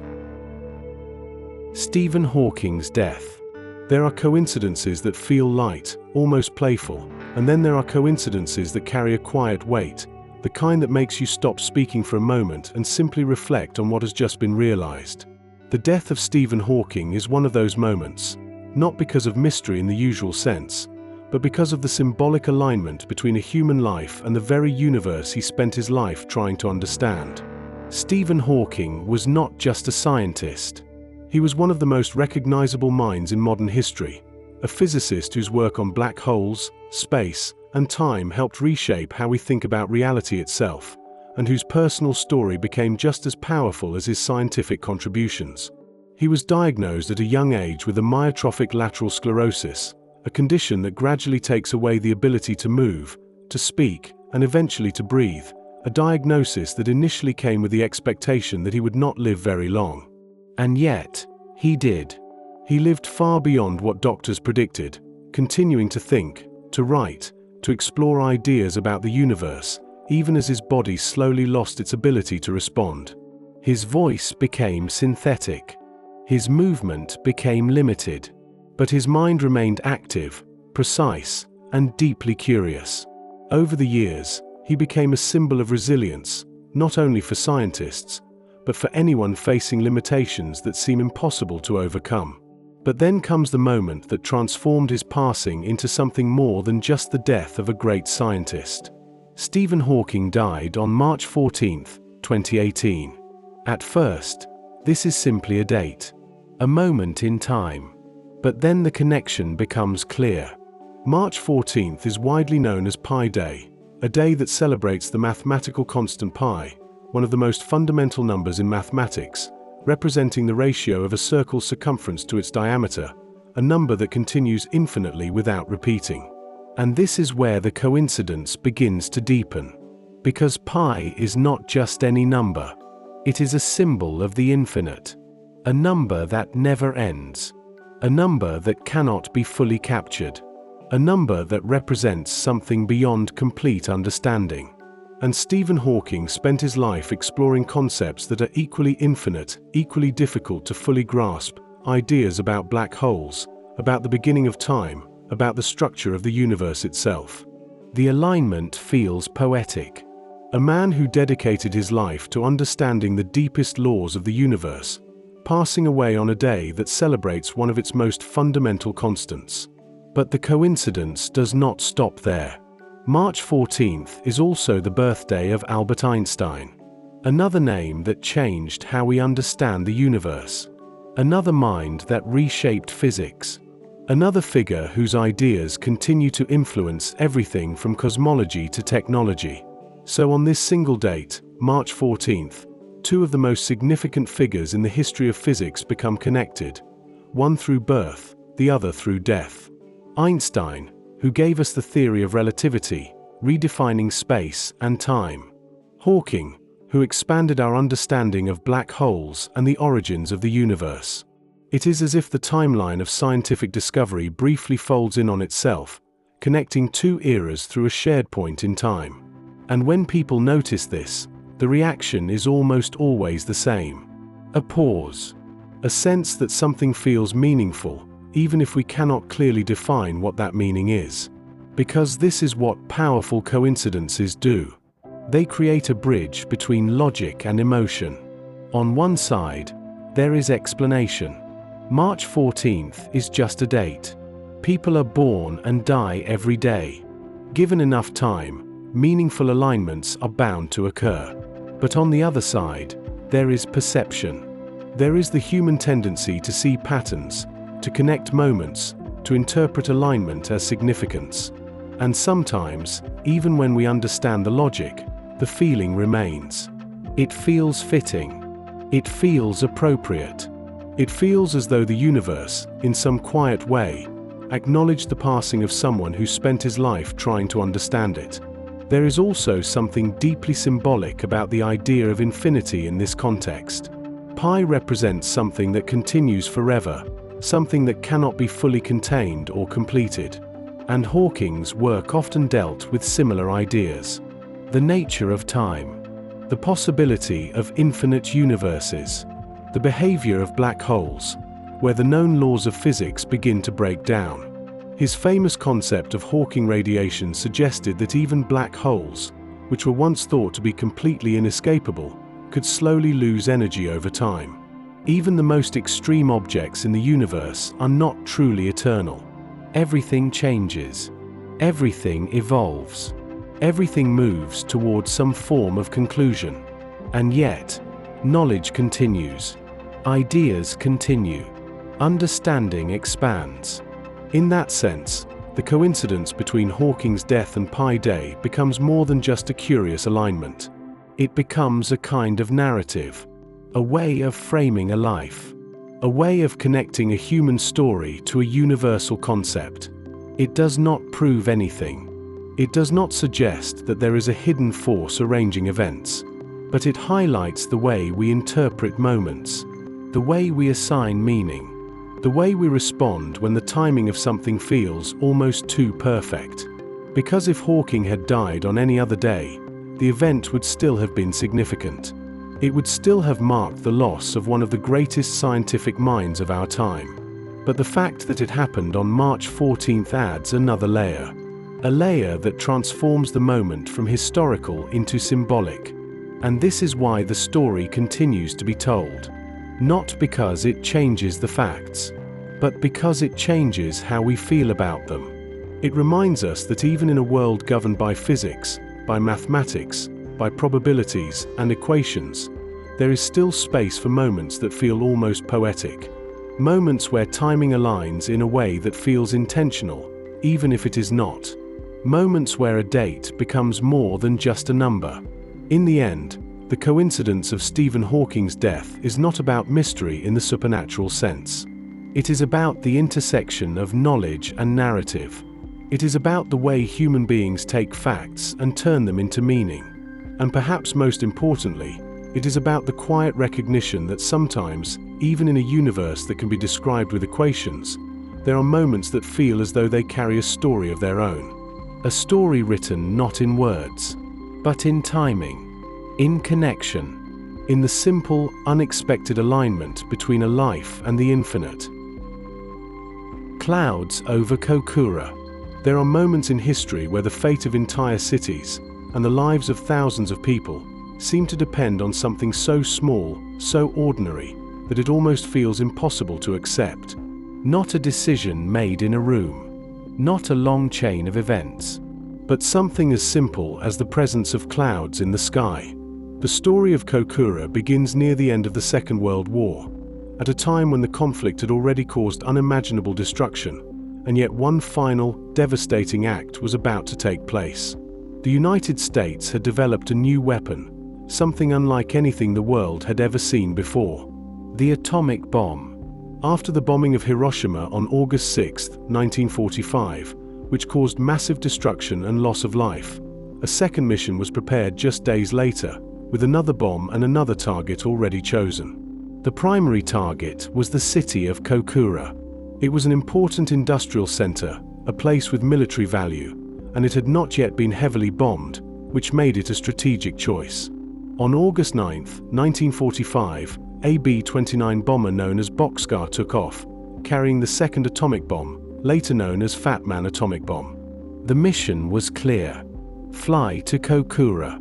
Identify the target visually. Drop the bomb. But there was a condition. The bombing required visual confirmation. The crew needed to clearly see the target before releasing the weapon. This detail, technical and procedural, would become the turning point of the entire story. As the plane approached Kokura, something unexpected happened. The city was covered. Clouds. Thick, persistent cloud cover spread across the sky, hiding the city below. The crew circled. Once. Twice. 3 times. Each time hoping for a break in the clouds, a small opening that would allow them to confirm the target and complete the mission. But the clouds did not move. They remained. Silent. Immovable. Protective. Fuel was being consumed. Time was passing. The pressure inside the aircraft was growing. The crew had to make a decision. They could not stay there indefinitely. And so, following their orders, they moved to the secondary target. The city of Nagasaki. When they reached Nagasaki, the situation was not entirely clear there either. Clouds were still present. Visibility was limited. For a moment, it seemed possible that even the second target might escape. But then, a break appeared. A small opening in the clouds. Just enough. Just enough to see. And that was all that was needed. The bomb was released. What followed was another moment of destruction on a scale that had never been seen before. The city of Nagasaki was devastated. Thousands of lives were lost. And history was permanently changed. But the deeper, quieter part of this story lies not only in what happened, but in what did not happen. Because Kokura was supposed to be the target. Kokura was chosen. Kokura was reached. And yet, Kokura was not destroyed.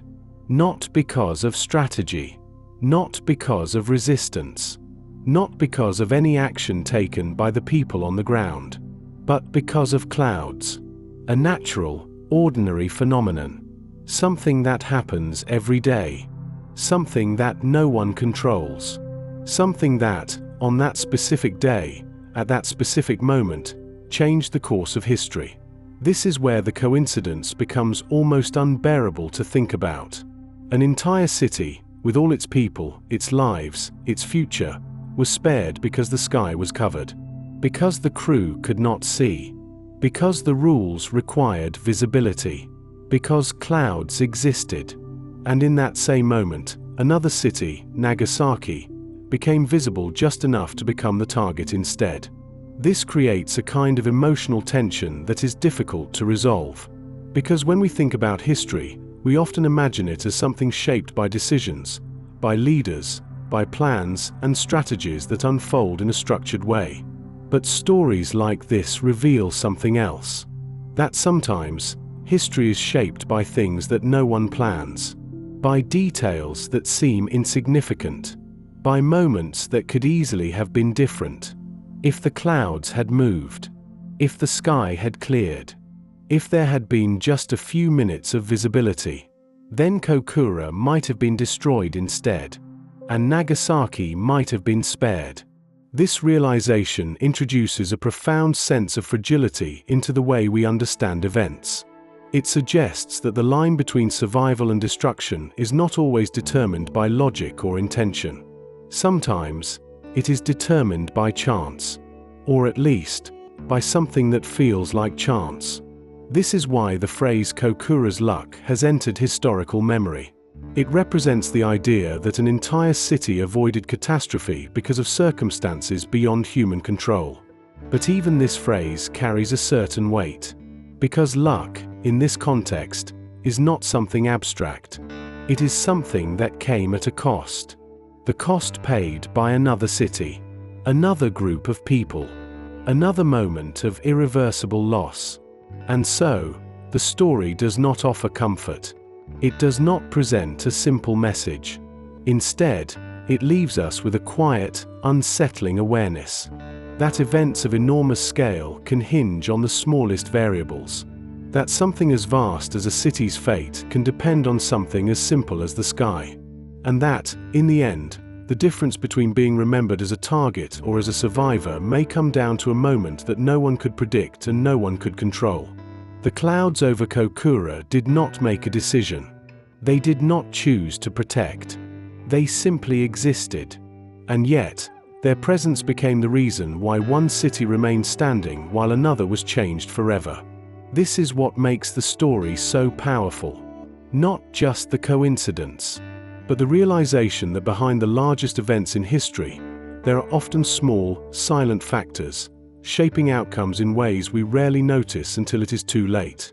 And perhaps that is the most difficult part to accept. That even when everything seems planned, controlled, and directed, there is always something else.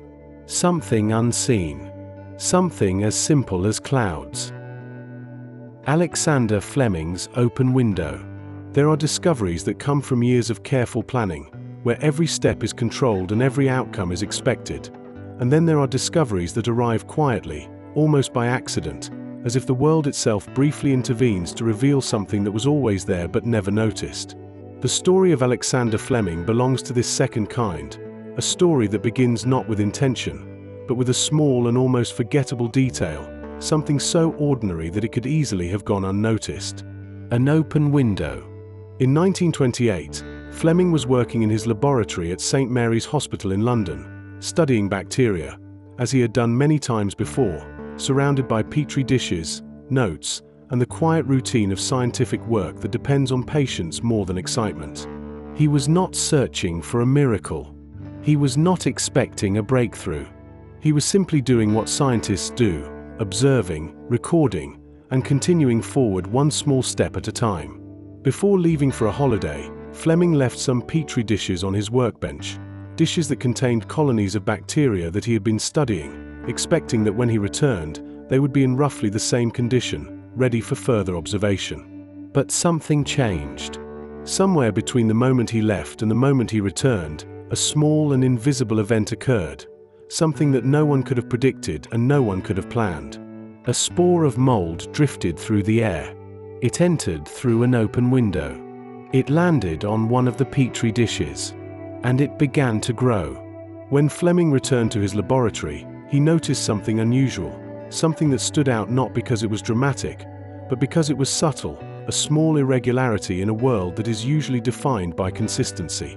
On one of the dishes, the bacteria were not growing as expected. Instead, there was a clear area surrounding a patch of mold, as if the bacteria had been pushed away, or perhaps destroyed, by something that the mold was producing. Many people might have thrown the dish away. It looked contaminated. It looked like a mistake. But Fleming did not ignore it. He paused. He looked closer. And in that moment, a simple observation became something far more significant. He realized that the mold was not just present. It was active. It was killing the bacteria. The mold was later identified as Penicillium notatum, and the substance it produced would come to be known as penicillin, the first true antibiotic, a discovery that would go on to save millions of lives and change the course of medicine forever. But at the center of this transformation is something almost invisible. Not a grand experiment, not a complex theory, but an open window.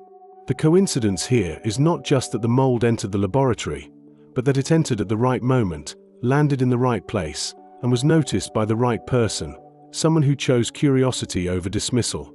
Because the truth is, contamination in a laboratory is not rare. It happens often. Petri dishes are frequently exposed to unintended elements, and in most cases, those elements are ignored, cleaned, or discarded without a second thought. The difference, in this case, was attention. Fleming did not see a ruined experiment. He saw a question. And that question changed everything. It is tempting to think of this moment as luck, a random alignment of events that happen to produce a useful outcome. But when we look closer, we see that luck alone is not enough. The spore entering through the window was chance. The growth of the mold was natural. But the decision to observe, to question, and to pursue the meaning behind what appeared to be an accident, that was not chance. That was awareness. That was the human ability to recognize significance where others might see only noise. There is also something deeper in this story, something that speaks to the fragile boundary between control and unpredictability, because laboratories are designed to eliminate randomness, to create environments where variables are controlled and outcomes can be understood. And yet, it was precisely the breakdown of that control, the intrusion of something unplanned, that led to one of the most important discoveries in human history. It suggests that not all progress comes from precision. Sometimes, progress comes from disruption, from the unexpected, from the moment when something enters from the outside and forces us to see differently. The open window becomes a symbol of this idea, a quiet reminder that even in spaces where we try to control everything, there are forces that move beyond our awareness, carrying possibilities that we do not yet understand. It also raises an interesting question about how many discoveries might have been missed, how many moments like this have occurred without being noticed, how many contaminated experiments were discarded before anyone had the chance to look closer. Because coincidence alone does not create change. It only creates opportunity. It is the response to that opportunity that determines what happens next. Fleming's discovery did not immediately transform medicine. It took years of further research, development, and collaboration before penicillin could be produced on a scale large enough to be used widely, particularly during the Second World War, when it became a critical tool in treating infections that would otherwise have been fatal. But none of that would have been possible without that first moment. That first observation. That first decision to pay attention. In this way, the story of Alexander Fleming's open window is not just about coincidence, but about perception, about the ability to notice what others overlook, and about the quiet interplay between randomness and awareness that shapes so much of what we call discovery. It reminds us that the world is constantly offering signals, small and subtle, hidden within the ordinary, waiting to be seen, waiting to be understood.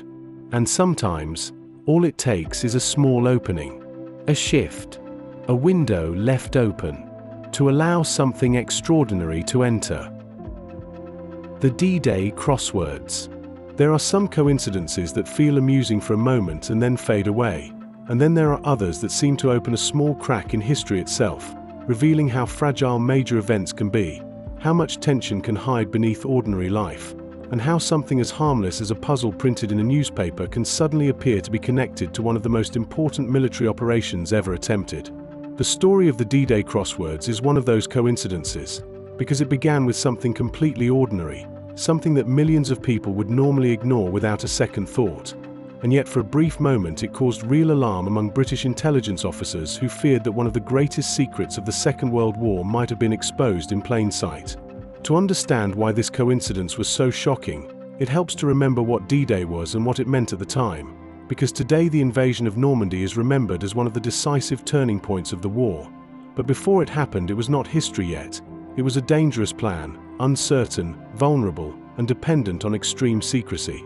The Allied invasion of Nazi-occupied France required years of preparation, enormous coordination, and the movement of troops, ships, vehicles, weapons, and supplies on a scale that was almost impossible to imagine. And because the plan was so massive, so risky, and so important, even the smallest leak of information could have cost thousands of lives and perhaps changed the course of the war. The operation itself had code names, and the beaches chosen for the landings had code names too, because in wartime every detail had to be compartmentalized, disguised, and protected, and people were constantly alert to the possibility that spies, loose talk, or accidental disclosures might reveal what was coming. Then, in the weeks before the invasion, something happened that seemed far too strange to ignore. In the Daily Telegraph, a popular British newspaper, a series of crossword puzzles began to include words that were strikingly similar to highly secret terms connected to the invasion. One of the words was Utah, which was the code name for one of the beaches where American troops would land. Another was Omaha, another crucial invasion beach. Then came Overlord, the code name for the entire invasion operation. Then Mulberry, which referred to the portable artificial harbors the Allies planned to use after landing. And then Neptune, the code name for the naval phase of the operation. When these words began appearing in crosswords shortly before D-Day, British authorities did not find it amusing or merely odd. They were deeply alarmed. From their point of view, this was not the kind of thing that could be casually dismissed, because the words were too specific, too relevant, and too close in time to one of the most sensitive military operations in history. It seemed possible that someone at the newspaper had access to classified information. It seemed possible that a spy network was using crossword puzzles to communicate. It seemed possible that the entire invasion had somehow been compromised. And when a government is already operating under extreme pressure, facing an enemy known for intelligence work, sabotage, and deception, the mind does not naturally move toward the most innocent explanation. It moves toward danger. So investigators got involved. The crossword compiler, a schoolmaster named Leonard Dorr, came under suspicion. This was an extraordinary and deeply uncomfortable moment, because Dorr was not a famous spy or a shadowy political figure, but an ordinary man doing an ordinary job, and yet now he was being questioned in connection with a military secret so vast that almost no civilians should have known anything about it. Imagine that for a moment. You create crossword puzzles for a newspaper. You are living through wartime Britain, surrounded by rationing, uncertainty, fear, and sacrifice. And then suddenly the authorities believe that your harmless word game may somehow be linked to the Allied invasion of Europe. It sounds almost absurd. And that is part of what makes the story so fascinating, because it sits exactly at the point where the ordinary world collides with the machinery of war. At the heart of the mystery was a simple question. How could these words have appeared? How could terms like Omaha and Overlord find their way into a civilian crossword puzzle before the invasion took place, unless someone had heard them somewhere?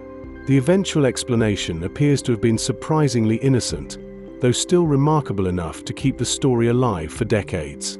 Leonard Dorr was a teacher, and some accounts suggest that schoolboys in his area may have helped supply words for his puzzles, either directly or indirectly, and because certain military camps were located nearby, it is possible that these boys overheard soldiers using important code words in casual conversation, without understanding what they meant. If that happened, then the words could have entered the crossword process not as deliberate leaks, but as fragments of overheard language, repeated without context, stripped of their significance, and treated as nothing more than interesting entries for a puzzle. That possibility makes the story even more haunting in a way, because it means that secrets do not always escape through dramatic betrayal or carefully organized espionage. Sometimes they slip into the world through carelessness. Sometimes they drift into ordinary conversation. Sometimes they are picked up by children. Sometimes they appear on a newspaper page where everyone can see them, and yet no one understands what they are looking at until later. This is where the coincidence becomes more than just a wartime curiosity. It becomes a powerful lesson about the nature of secrecy, because secrecy is often imagined as something strong and sealed, something protected by locked rooms, coded messages, and official silence. But in reality, secrecy is often fragile, porous, and vulnerable to the most mundane forms of human behavior. A soldier says a word where someone can hear it. A boy remembers it because it sounds unusual. A crossword compiler uses it because it fits. A newspaper prints it. And suddenly the invisible architecture of a vast military operation seems, for one terrifying moment, to be trembling in public view. What makes the D-Day crossword coincidence so memorable is that it does not require superstition to feel uncanny. It is uncanny because it reveals how close history can come to exposing itself before it is ready. The invasion had not yet happened. The fate of countless men was not yet decided. The beaches were still only plans, maps, rehearsals, code names, and whispered orders. And yet, pieces of that hidden future had already begun to surface in a daily puzzle, disguised as entertainment, sitting beside ordinary news and routine life. There is also a psychological reason the story has endured so strongly. Crosswords are associated with calm, with habit, with tea at the table, with small acts of concentration. They belong to the domestic world, not the battlefield. So when a crossword becomes entangled with one of the most violent and consequential military operations in modern history, the contrast is immediate and unforgettable. It feels wrong. Or perhaps more precisely, it feels revealing. It reminds us that war does not exist only at the front. It leaks into language, into newspapers, into classrooms, into homes, and into the unnoticed corners of everyday life. The D-Day crosswords also show how coincidence can generate fear not simply because it is strange, but because it arrives at the worst possible moment. If the same crossword words had appeared years earlier, they would have meant nothing. If they had appeared years later, they might have been noticed only as an odd historical curiosity. But because they appeared just before the invasion, while the operation was still secret and the stakes were unimaginably high, they became charged with tension. Timing transformed coincidence into threat. That is often how famous coincidences work. The facts alone are interesting, but the moment in which they occur gives them their power. And in this case, the moment was June 1944, when Europe stood at the edge of a turning point and every decision, every whisper, and every error seemed to carry the weight of history. In the end, there is no convincing evidence that the crossword puzzles were part of a spy plot or a deliberate signal, and most historians treat the event as a genuine coincidence shaped by overheard words and wartime carelessness rather than organized intelligence work. But that does not make the story less compelling. If anything, it makes it more human, because it shows that history is not only driven by grand strategies and famous leaders.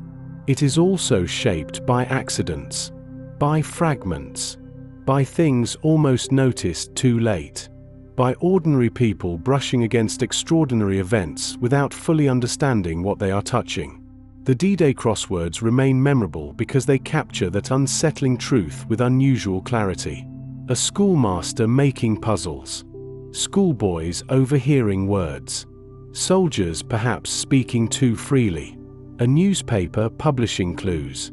Investigators panicking. And behind it all, the largest amphibious invasion in history waiting to begin. That is why this coincidence still resonates. Not because it proves that fate was at work, and not because it reveals some hidden conspiracy, but because it shows how astonishingly thin the boundary can be between the secret and the visible, between the ordinary and the historic, between a quiet puzzle on a printed page and the storm that is about to break across a continent. James Dean's Little Bastard. There are objects that seem to carry a story beyond their physical form, objects that feel as if they absorb the events around them and then continue to echo those events long after the moment has passed. The car known as Little Bastard is one of those objects, a machine that became more than metal and engineering, becoming instead a symbol of something darker, something that people struggle to explain even today. The story begins with James Dean, a young actor whose rise to fame was as sudden as it was intense, whose image became tied to rebellion, speed, and a kind of restless energy that seemed to define an entire generation. Dean was not only passionate about acting, but also deeply drawn to racing, to the feeling of control and risk that comes with driving at high speed, where every second matters and every decision can change everything. In 1955, he purchased a silver Porsche 550 Spider, a lightweight, high-performance racing car that was designed for speed and precision, a car that perfectly matched his personality and his desire for intensity. He nicknamed it Little Bastard. The name itself felt sharp, almost playful, but also slightly ominous, as if it carried a tone that was not entirely light-hearted, something that would later seem more significant than it first appeared. Before the accident that would define the car's legacy, there were already whispers of unease surrounding it. Small moments that people would later interpret as warnings, as if the car carried a presence that could not be ignored. One of the most well-known moments involved Alec Guinness, who reportedly saw the car shortly before the accident and expressed a strong, almost instinctive reaction, telling Dean that if he got into that car, he would be dead within a week. At the time, it may have seemed like an odd comment, perhaps exaggerated or even theatrical, but in hindsight, it became one of the details that would deepen the mystery of the story. On September 30th, 1955, Dean was driving the car along a highway in California, heading toward a race, focused on the road ahead, likely feeling the same excitement and intensity that had drawn him to the car in the first place. Then, in a moment that would change everything, the car collided with another vehicle. The impact was severe. Dean did not survive. He was only 24 years old. The tragedy itself was enough to ensure that the story would be remembered, but what followed is what transformed the car into something far more unsettling, something that people began to describe not just as unlucky, but as cursed. After the crash, the wreckage of the Porsche was salvaged, its parts scattered and sold, each piece carrying a fragment of the original car, as if the story itself had been broken into smaller parts and sent out into the world. And then, strange things began to happen. The engine from the car was installed into another racing vehicle, and during a race, that car crashed, resulting in serious injuries. The transmission was used in a different car, and that car was also involved in a severe accident. Other parts of the vehicle seemed to carry a similar pattern, as if the misfortune associated with the original crash had not remained contained, but had instead spread, attaching itself to each component wherever it went. Even outside of racing, the presence of the car seemed to create unusual events. When the remains of the Porsche were stored in a garage, the building reportedly caught fire, yet the car itself was left relatively intact, as if it resisted destruction while everything around it was consumed. At one point, the car was displayed in an exhibition meant to promote safe driving, an attempt to turn tragedy into a lesson, to give meaning to what had happened. But even then, the pattern continued. The display platform reportedly collapsed, injuring a visitor. During transportation, the car is said to have slipped and caused further damage.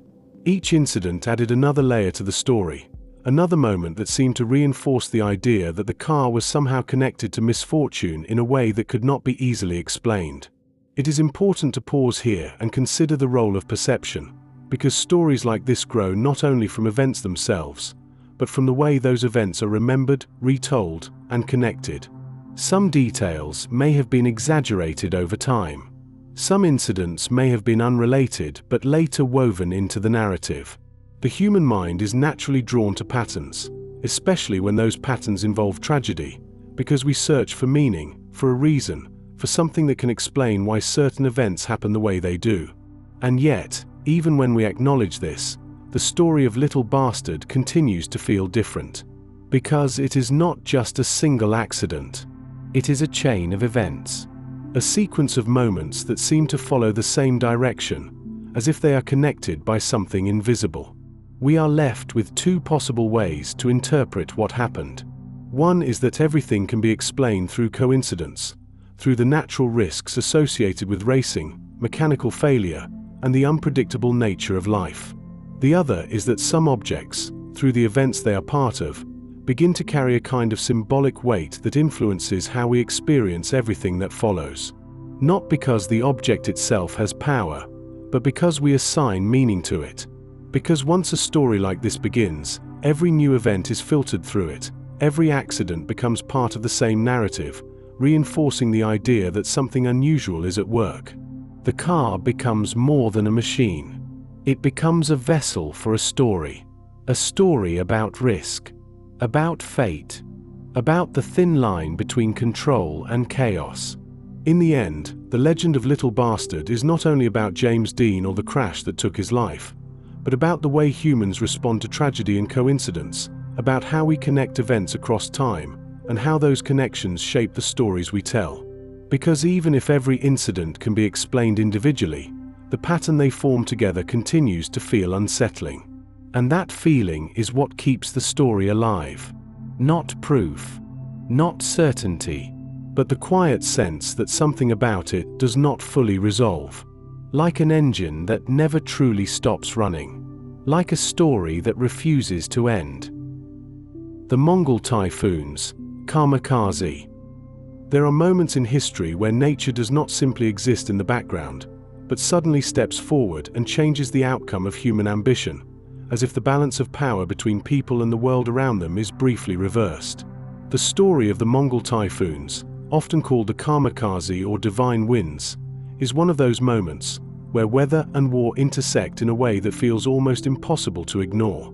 In the 13th century, the Mongol Empire was the largest land empire the world had ever seen, expanding across continents with speed and efficiency, conquering territories that once seemed impossible to control, driven by a combination of military discipline, strategic brilliance, and an almost unstoppable momentum.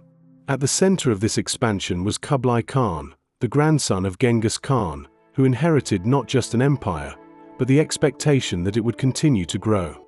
Japan stood as one of the few places that had not yet been brought under Mongol control, separated by water, protected not just by distance but by the uncertainty of naval invasion, something the Mongols were less experienced with compared to their dominance on land. In 1274, the first invasion began. A massive fleet was assembled, carrying thousands of soldiers across the sea toward Japan, a display of power that must have seemed overwhelming to those watching from the shore, as ships appeared on the horizon, signaling the arrival of a force unlike anything they had faced before. The Mongol army landed, and initial clashes showed just how formidable they were, using unfamiliar tactics, coordinated attacks, and weapons that gave them a clear advantage over the defending Japanese forces. For a moment, it seemed inevitable. But then, something changed. As the Mongol fleet anchored and prepared for the next stage of their invasion, a storm began to form. Not a light rain, not a passing disturbance, but a powerful typhoon. The winds rose. The sea turned violent. Ships that had carried an empire across the water were suddenly at the mercy of forces they could not control. The storm struck with intensity, tearing apart vessels, scattering the fleet, and forcing a retreat that was not planned, not strategic, but necessary for survival. What had been a moment of near victory became a moment of sudden collapse. The invasion failed. From the Japanese perspective, this was not just a fortunate turn of events. It was something more. They began to refer to the storm as a kamikaze, meaning divine wind, a force sent to protect their land at the exact moment it was needed. Time passed. But the story was not over. Because Kublai Khan was not the kind of ruler to accept defeat without trying again. In 1281, a second invasion was launched. This time, even larger, even more prepared. Two separate fleets were organized, one from Korea and one from China, carrying tens of thousands of soldiers, creating what was one of the largest naval forces assembled at that time in history. The scale alone suggested that failure was unlikely, that the previous disaster had been a rare interruption, not something that would happen again. The fleets moved toward Japan. The tension built. The expectation of conquest returned. But once again, as the Mongol forces gathered and prepared to strike, the weather began to shift. Another storm formed. Another typhoon. And once again, the sea became uncontrollable. The winds destroyed ships. The waves scattered formations. What had been carefully planned turned into chaos. For the second time, a natural force intervened at the exact moment when the invasion was at its most vulnerable. For the second time, the Mongol fleet was devastated. And for the second time, Japan was spared.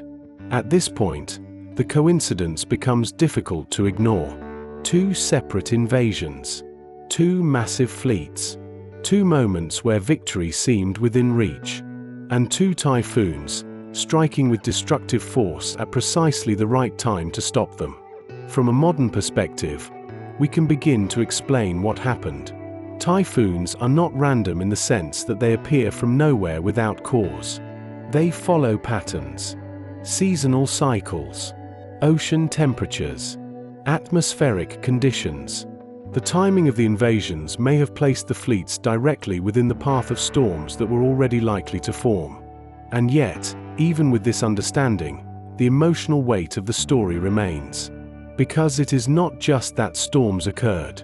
It is when they occurred.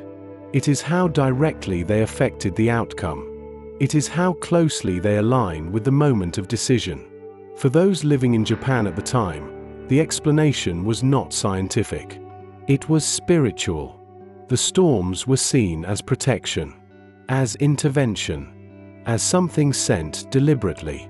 The idea of the divine wind became part of cultural memory, shaping not just how the invasions were understood, but how Japan saw itself in relation to the world. It created a sense of being protected, of being chosen, of being shielded when it mattered most. This belief would echo centuries later, even being invoked during World War II, when the term kamikaze was used again, this time in a completely different context, showing how powerful the original story had become. But even if we remove the idea of divine intervention, the coincidence still holds its power. Because what we are left with is a rare alignment between human action and natural force. A moment where the plans of one of the greatest empires in history were undone not by strategy, not by resistance, but by weather. Twice. It reminds us of something that is easy to forget. That no matter how organized, how powerful, or how determined human systems become, they still exist within a larger system that cannot be controlled. The sea does not follow orders. The wind does not respect ambition. And sometimes, the outcome of history depends not on what people decide, but on what the world allows. There is also a deeper psychological element to this story, because when events repeat in a way that feels meaningful, we naturally begin to assign intention. We look for purpose. We search for a reason. We ask why this happened, and why it happened this way. And when no clear answer appears, we fill the space with narrative, with belief, with meaning. The Mongol typhoons sit exactly in that space, between explanation and mystery, between science and story, between randomness and design. They do not prove that something supernatural occurred, but they also do not feel entirely ordinary. They remain as a reminder that history is not just shaped by people, but by moments that no one can predict, control, or fully understand. Moments where everything aligns, where everything shifts, where the course of events changes in a way that feels almost intentional, even if it is not. In the end, the story of the kamikaze is not only about storms. It is about timing. It is about vulnerability. It is about the fragile nature of even the greatest plans. And it is about the quiet, unsettling realization that sometimes the difference between conquest and failure can come down to something as simple and as uncontrollable as the wind. first and last soldiers of First World War. There is something deeply human about beginnings and endings, especially when those moments are marked not by grand decisions or clear turning points, but by the lives of individuals who become symbols of something much larger than themselves. The First World War did not begin with a single shot that everyone recognized in that moment, and it did not end with a final sound that clearly separated war from peace. But history has a way of selecting certain moments and certain people, shaping them into markers that help us understand events that are otherwise too vast to fully grasp. In this case, the beginning and the end of the war are often represented by two soldiers, two individuals whose deaths came to symbolize the opening and the closing of one of the most devastating conflicts in human history. The first is often said to be a French soldier named Jules-André Peugeot, a young corporal who, on August 2, 1914, was involved in a brief and sudden encounter near the border between France and Germany. The tension at that time had already reached a breaking point. Alliances were activating, armies were mobilizing, and the fragile balance of Europe was collapsing under the weight of decisions made far above the level of ordinary people. In that moment, Peugeot encountered a German officer named Albert Meyer, who was leading a small patrol into French territory. What happened next unfolded quickly, almost without time for thought, as Meyer reportedly opened fire, killing Peugeot, and was himself shot and killed shortly after by French soldiers. This brief exchange, lasting only seconds, is often remembered as one of the very first lethal encounters between French and German forces in the war. There was no grand announcement in that moment, no sense of historical weight for those involved, only confusion, urgency, and the immediate reality of violence. And yet, looking back, history places significance on this event, because it represents the point at which tension became irreversible, when the possibility of avoiding conflict disappeared and war became a lived reality. Peugeot's death, in this sense, becomes more than a personal tragedy. It becomes a symbol of the beginning. On the other side of the war, more than 4 years later, there is another name that carries a similar weight, a name connected not to the start of the conflict, but to its final moments. That name is Henry Gunther, an American soldier serving in the final hours of the war on November 11, 1918.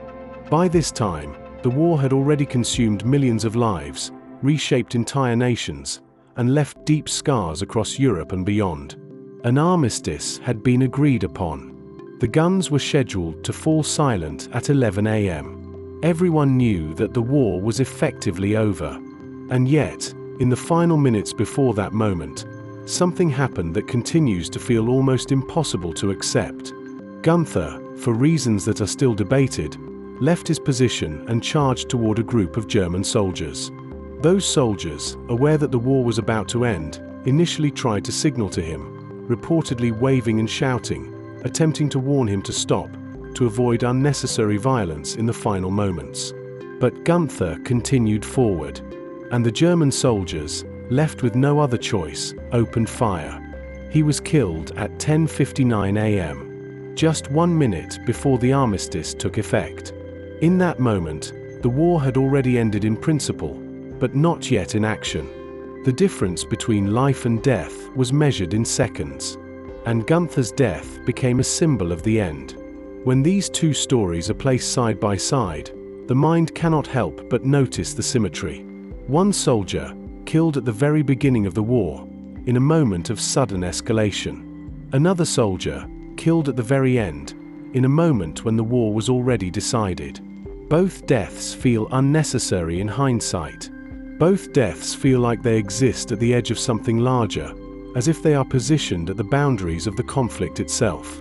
This is where coincidence begins to take shape, not as something supernatural, but as something that emerges from the way we frame history. Because the war did not truly begin with Peugeot's death, and it did not truly end with Gunther's. There were countless events before and after these moments. Countless lives lost in ways that were just as meaningful, just as tragic. But we are drawn to these two figures because they provide a sense of structure. A beginning, an ending, a way to hold something that is otherwise too vast to fully comprehend. There is also something deeply unsettling about the timing of Gunther's death, because it highlights the gap between decision and reality.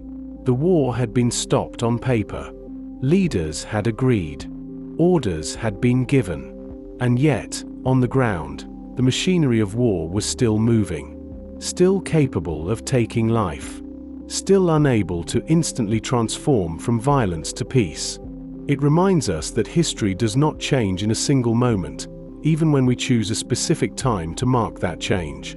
There is always a delay, a space where the old reality continues, even as the new one begins. And within that space, individuals are caught. Peugeot did not know he was part of the beginning. Gunther did not know he was part of the end. They were simply living within their moments, responding to the circumstances around them, unaware that history would later assign meaning to their actions and their deaths. This is what gives the story its emotional weight. Not the coincidence itself, but the realization that these individuals became symbols without ever choosing to be. Their lives were not defined by the roles they would later represent. Those roles were created after the fact, shaped by the way we look back and try to make sense of what happened. The idea of the first and the last soldier creates a narrative that feels complete, a story with clear edges, even though the reality was far more complex and far less orderly. It is a way of bringing clarity to chaos, of finding a pattern in something that was, at its core, unpredictable and overwhelming. And yet, even as we recognize this, the coincidence remains powerful, because it connects two distant points in time.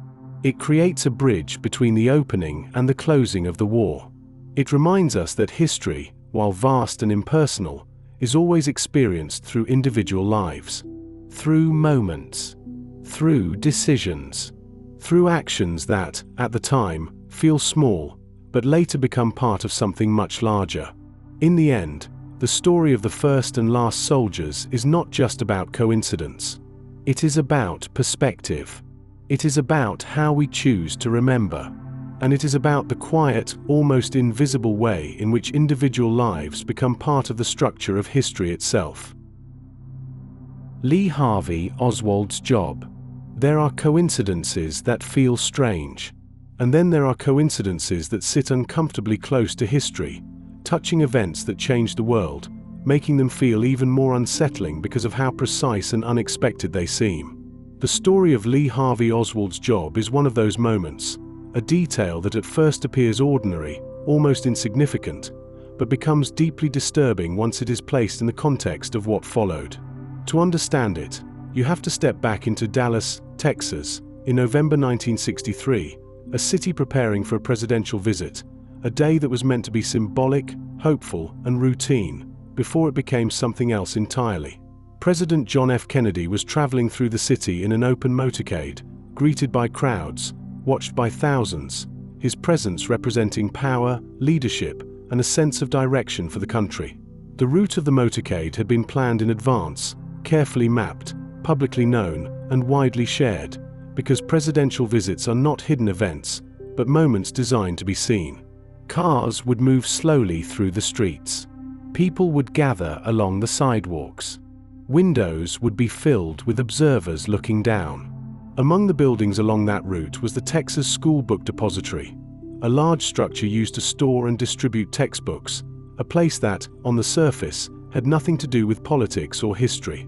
Inside that building, employees were working ordinary jobs, performing routine tasks, moving boxes, handling shipments, doing the kind of work that rarely draws attention. One of those employees was Lee Harvey Oswald. At the time, his presence there did not seem unusual. He had been hired weeks earlier, placed in a position that gave him access to the upper floors of the building, including windows that overlooked the very street the presidential motorcade would pass through. Nothing about this arrangement raised immediate suspicion.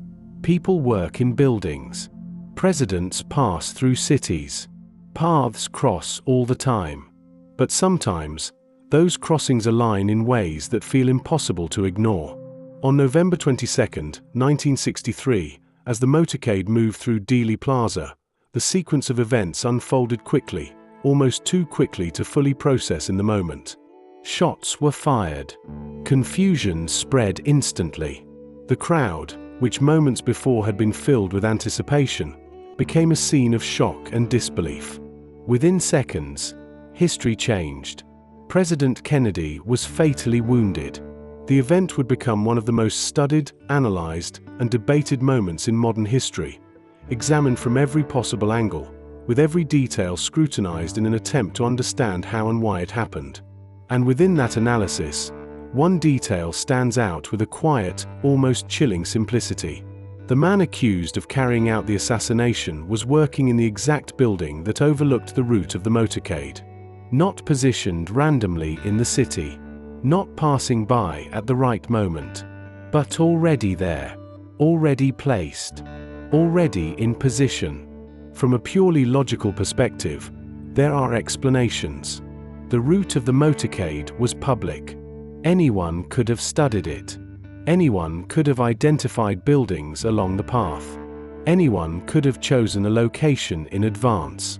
And yet, the fact remains that Oswald did not need to find access on that day. He already had it. Through his job.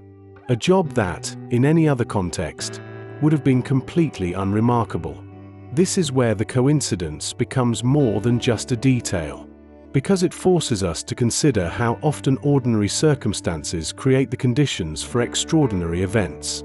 How often something that seems irrelevant becomes central. How often a job, a location, a routine, becomes the exact point where history shifts. There is also a deeper layer to this coincidence, one that connects to how we perceive cause and effect. We tend to think of major events as being the result of clear, intentional planning, with every step leading directly to a specific outcome. But reality is often less structured. It is shaped by overlapping variables, by timing, by access, by chance.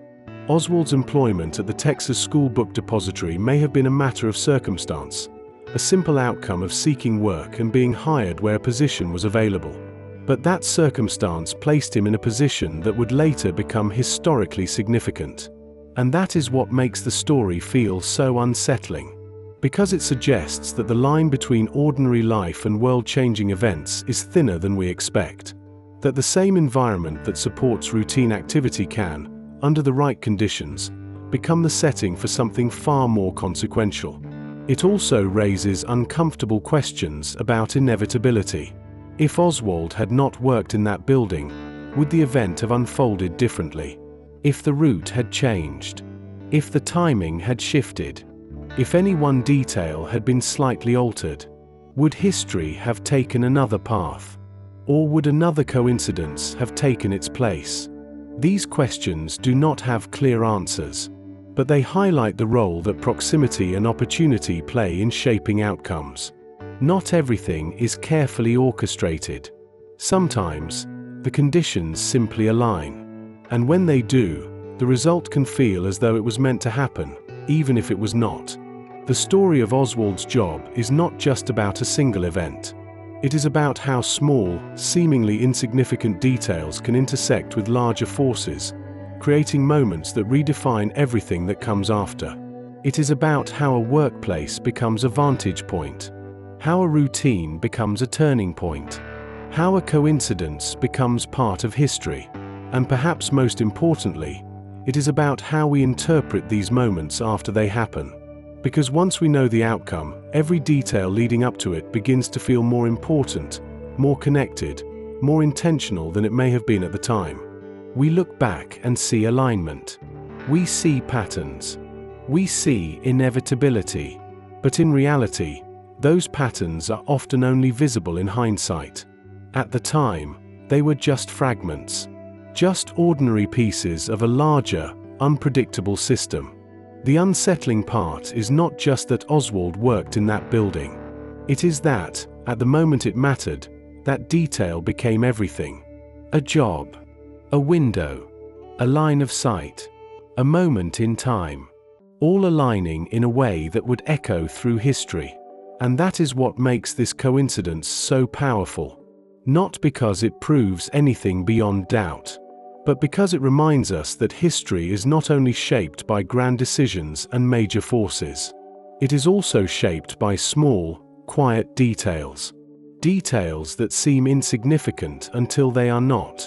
Details that exist in the background, waiting, until suddenly, they are at the center of everything.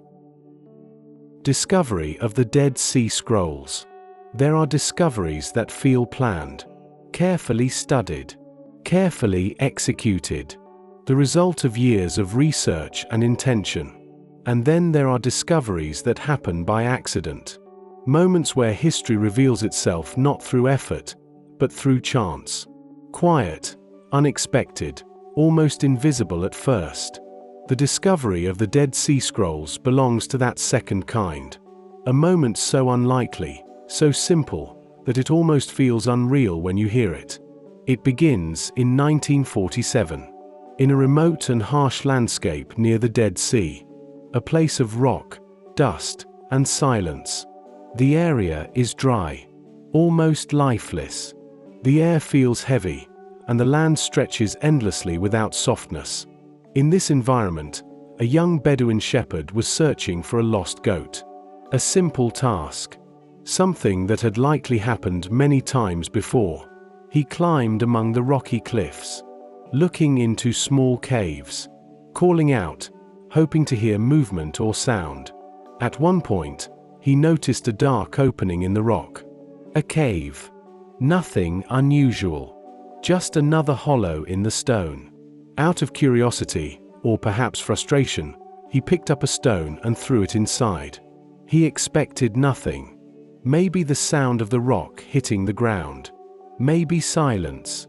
Instead, he heard something different. A sharp, hollow crack. Not the sound of stone on stone, but the sound of something breaking. That single sound changed everything. Curiosity replaced routine. He moved closer. He entered the cave. Inside, he found large clay jars. Ancient. Covered in dust. Sealed for a time no one could imagine. When one of the jars was opened, something unexpected appeared inside. Scrolls. Old. Fragile. Wrapped carefully. Preserved in a way that suggested intention. At first, there was no understanding of what they were. Just old writings. Pieces of something forgotten. But even in that moment, there was a feeling that this was not ordinary. Because nothing in that place suggested value. Nothing suggested importance. And yet, hidden in the silence of that cave, something had been waiting. For centuries. The scrolls were eventually taken and shown to others. At first, they were treated as curiosities. Objects of uncertain origin. But as scholars began to examine them, the significance became clear. These were not random texts. They were ancient manuscripts. Some of the oldest copies of biblical texts ever discovered. Suddenly, what had been an accidental find became one of the most important archaeological discoveries in history. The scrolls dated back more than 2,000 years. They provided insight into religious traditions, languages, and beliefs from a time that had long been unreachable. They filled gaps. They confirmed details. They raised new questions. And all of this began with a single stone thrown into a cave. This is where the coincidence becomes powerful. Because the discovery did not come from a planned excavation. It did not come from experts searching with maps and tools. It came from a moment of randomness. A lost goat. A bored or curious action. If that shepherd had not thrown that stone, the jars may have remained hidden. Undisturbed. Unknown. For how much longer, no one can say. Maybe years. Maybe centuries more. The scrolls themselves had been placed in those caves with care. Protected from light, from moisture, from decay. Whoever hid them likely intended for them to be preserved. But not necessarily to be found. And yet, they were found. At exactly the moment when modern scholarship was ready to understand them. At a time when languages could be studied, compared, translated. This creates a deeper layer to the coincidence. Because it is not just about the discovery itself. It is about the timing of the discovery. History revealing itself only when we are capable of receiving it. There is also something symbolic in the way the discovery happened. A random act. A simple throw of a stone. It suggests that sometimes, knowledge is not uncovered through force or intention, but through openness and chance. That sometimes, the most important things are not found by searching directly, but by moving through the world without expectation. The Dead Sea Scrolls remind us that history is not always lost. Sometimes, it is waiting. Waiting in silence. Waiting in darkness. Waiting for the right moment.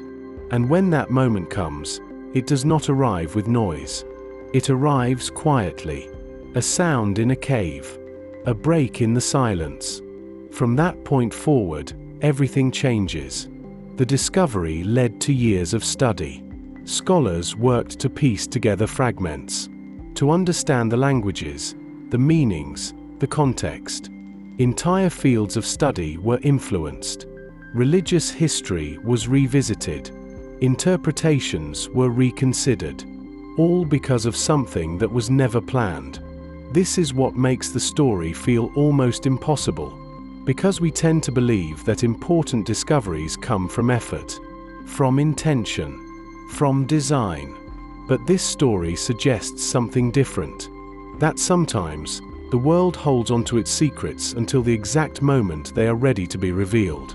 And when that moment arrives, it may look like coincidence, or it may be something else entirely. A quiet alignment between past and present, between what was hidden and what is now seen. The Dead Sea Scrolls were not just discovered, they were revealed. And the way they were revealed continues to remind us that even in a world we think we understand, there are still moments that feel guided by something we cannot fully explain. Teddy Roosevelt's speech. There are moments in history where time seems to slow down, where a single event stretches beyond its own boundaries and becomes something larger than itself, something that people return to again and again because it reveals something essential about human nature. The story of Theodore Roosevelt's speech is one of those moments, a moment where coincidence, resilience, and sheer force of will come together in a way that feels almost unreal, as if it were written to demonstrate what determination looks like when it is pushed to its limits. It takes place in 1912, during a tense and highly charged presidential campaign, a time when Roosevelt was no longer simply a former president but a man trying to reclaim power, speaking to crowds, moving from city to city, carrying with him the weight of his past and the urgency of his ambitions. On the evening of October 14th, in Milwaukee, Wisconsin, Roosevelt was preparing to deliver a speech, a routine part of his campaign, something he had done countless times before, standing before an audience, using his voice to persuade, to inspire, to lead. But just before he could step onto the stage, something happened that would change the entire meaning of that evening. A man approached him in the crowd. And then, without warning, the man pulled out a gun. A shot was fired. The bullet struck Roosevelt in the chest. In that instant, everything should have stopped. The speech should have been cancelled. The crowd should have dissolved into panic. The man who had been shot should have collapsed. That is what we expect. That is what makes sense. But that is not what happened. Roosevelt did not fall. He did not lose consciousness. Instead, he paused, assessed the situation, and made a decision that would turn this moment into something extraordinary. He decided to continue. There is something almost impossible about that choice, because it goes against instinct, against logic, against the body's natural response to injury and shock.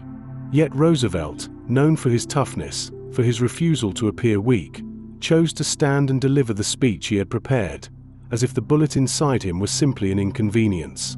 What makes this moment even more striking is the coincidence that helped make it possible.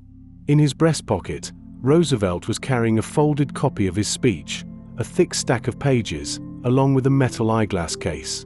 When the bullet entered his chest, it did not pass through cleanly. It first had to go through the eyeglass case, then through the folded speech. These objects slowed the bullet. They reduced its impact. They prevented it from reaching vital organs with full force. Without them, the outcome might have been very different.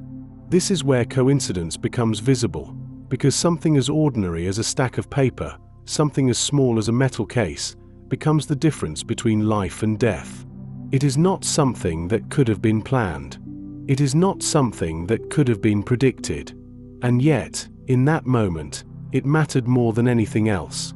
Roosevelt understood that he had been shot. He even coughed, checking for blood in his lungs, knowing that if the bullet had reached deeper, continuing would be impossible. When he realized that he was not immediately dying, he made his decision. He stepped onto the stage. He faced the audience. And he began to speak. He started by telling the crowd exactly what had happened.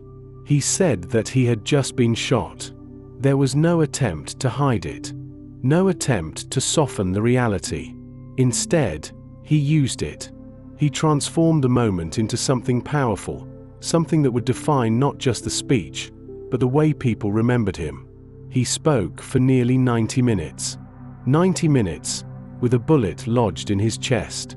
90 minutes, standing, speaking, projecting his voice, refusing to yield to pain or fear.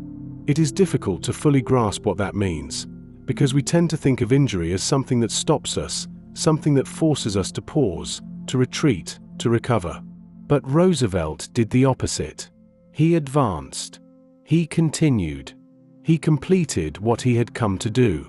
There is a deeper layer to this story, because it is not only about physical endurance, but about identity, about the way a person sees themselves and the role they believe they must fulfill. Roosevelt had built his image on strength, on courage, on the idea that he was a man who did not back down. To stop the speech would have been understandable. But to him, it would have contradicted everything he represented. So he chose to remain consistent with his identity, even at personal risk. The coincidence of the speech pages and the eyeglass case becomes more than just a physical detail. It becomes symbolic.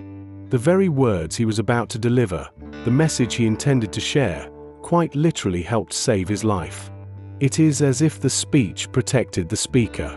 As if the act of communication, of standing before others and speaking, became intertwined with survival itself. After the speech ended, Roosevelt was finally taken to the hospital. Doctors examined him and determined that the bullet had not penetrated deeply enough to require immediate removal. In fact, it remained in his body for the rest of his life. A permanent reminder, a physical trace of that moment.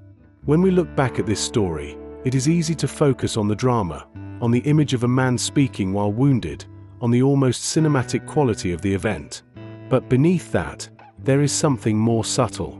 Something about chance. Something about timing.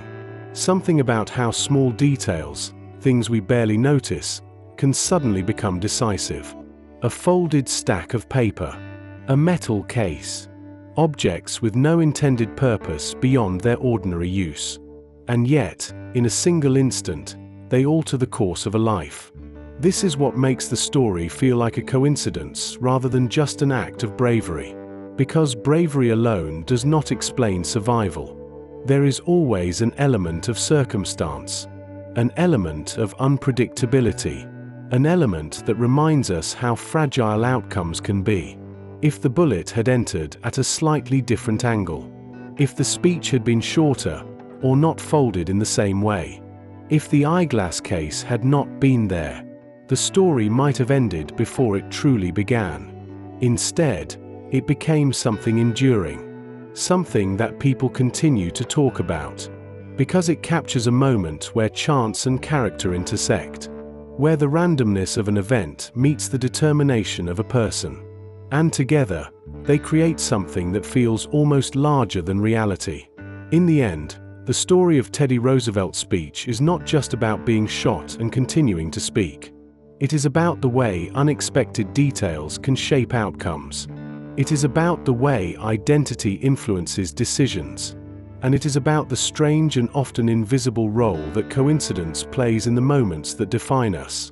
Because sometimes, what saves us is not strength alone. Sometimes, it is the presence of something small, something ordinary, something we never thought would matter, until it does.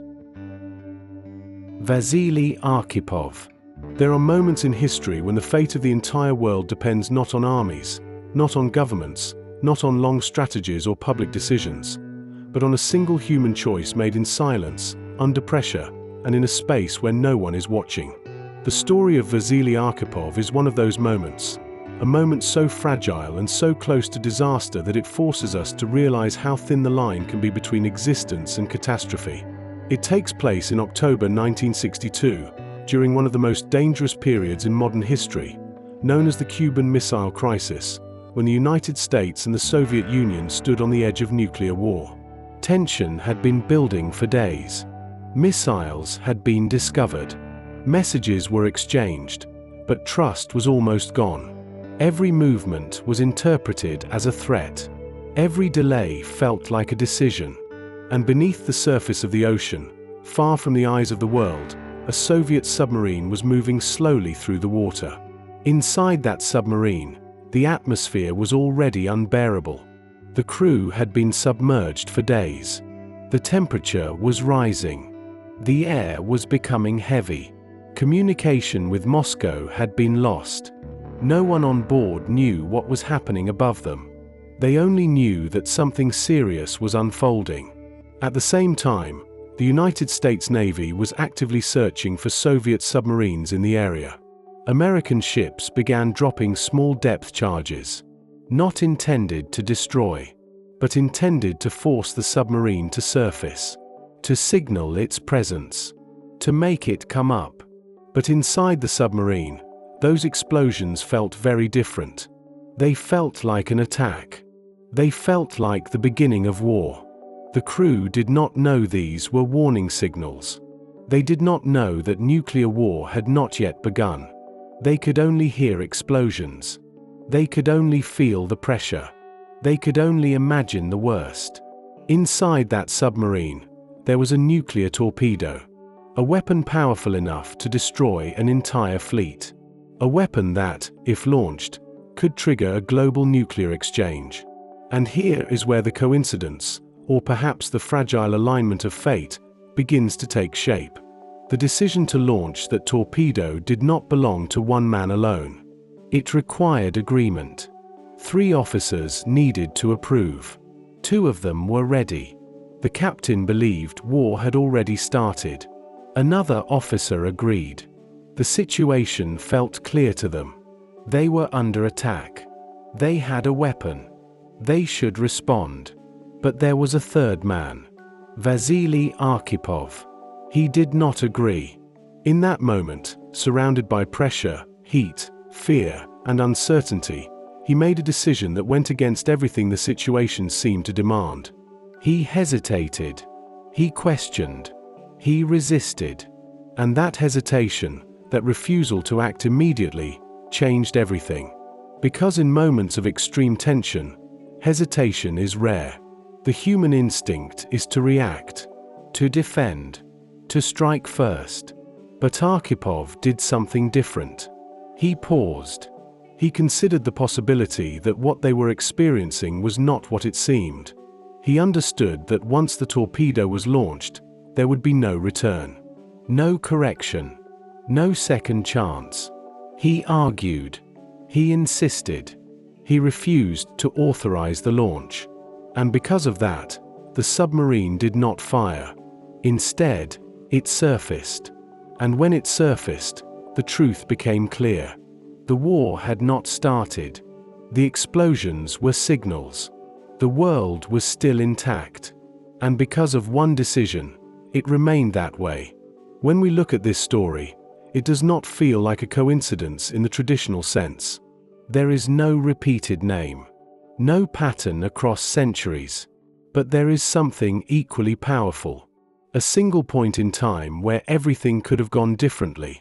A moment where the presence of one specific person, with one specific mindset, prevented a chain reaction that could have changed history completely.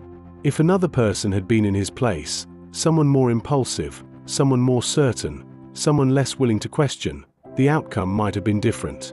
And that is what makes this story so unsettling. Not just what happened, but what almost happened. Because history often feels stable when we look back at it, as if events unfolded in a natural and inevitable way. But stories like this remind us that history is not stable at all. It is fragile.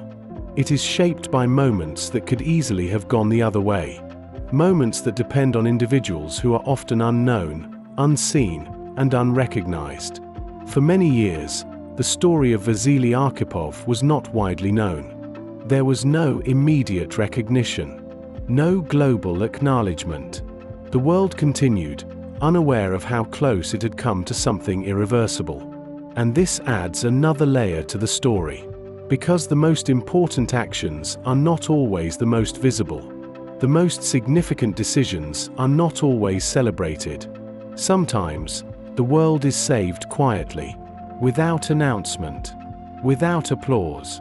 Just a decision, just a refusal, just a moment of calm in the middle of chaos. There is also something deeply human in the way Arkhipov acted. He did not have perfect information. He was not certain. He was not safe. He was inside the same pressure as everyone else. But he chose doubt over certainty. And in that moment, doubt became the safer path. This challenges the way we often think about strength. Because strength is usually associated with action, with decisiveness, with immediate response. But in this case, strength was restraint. Strength was patience. Strength was the ability to step back from instinct and consider the consequences. And this is where the story connects to something larger. Because while we often think of history as being shaped by leaders, by systems, by large forces, it is also shaped by individuals in moments that no one else sees. Moments where there is no time to consult, no time to wait, only time to decide. The coincidence, if we can call it that, is not just that Arkhipov was there. It is that he was the kind of person who would say no. That he had the mindset to question. That he had the courage to resist.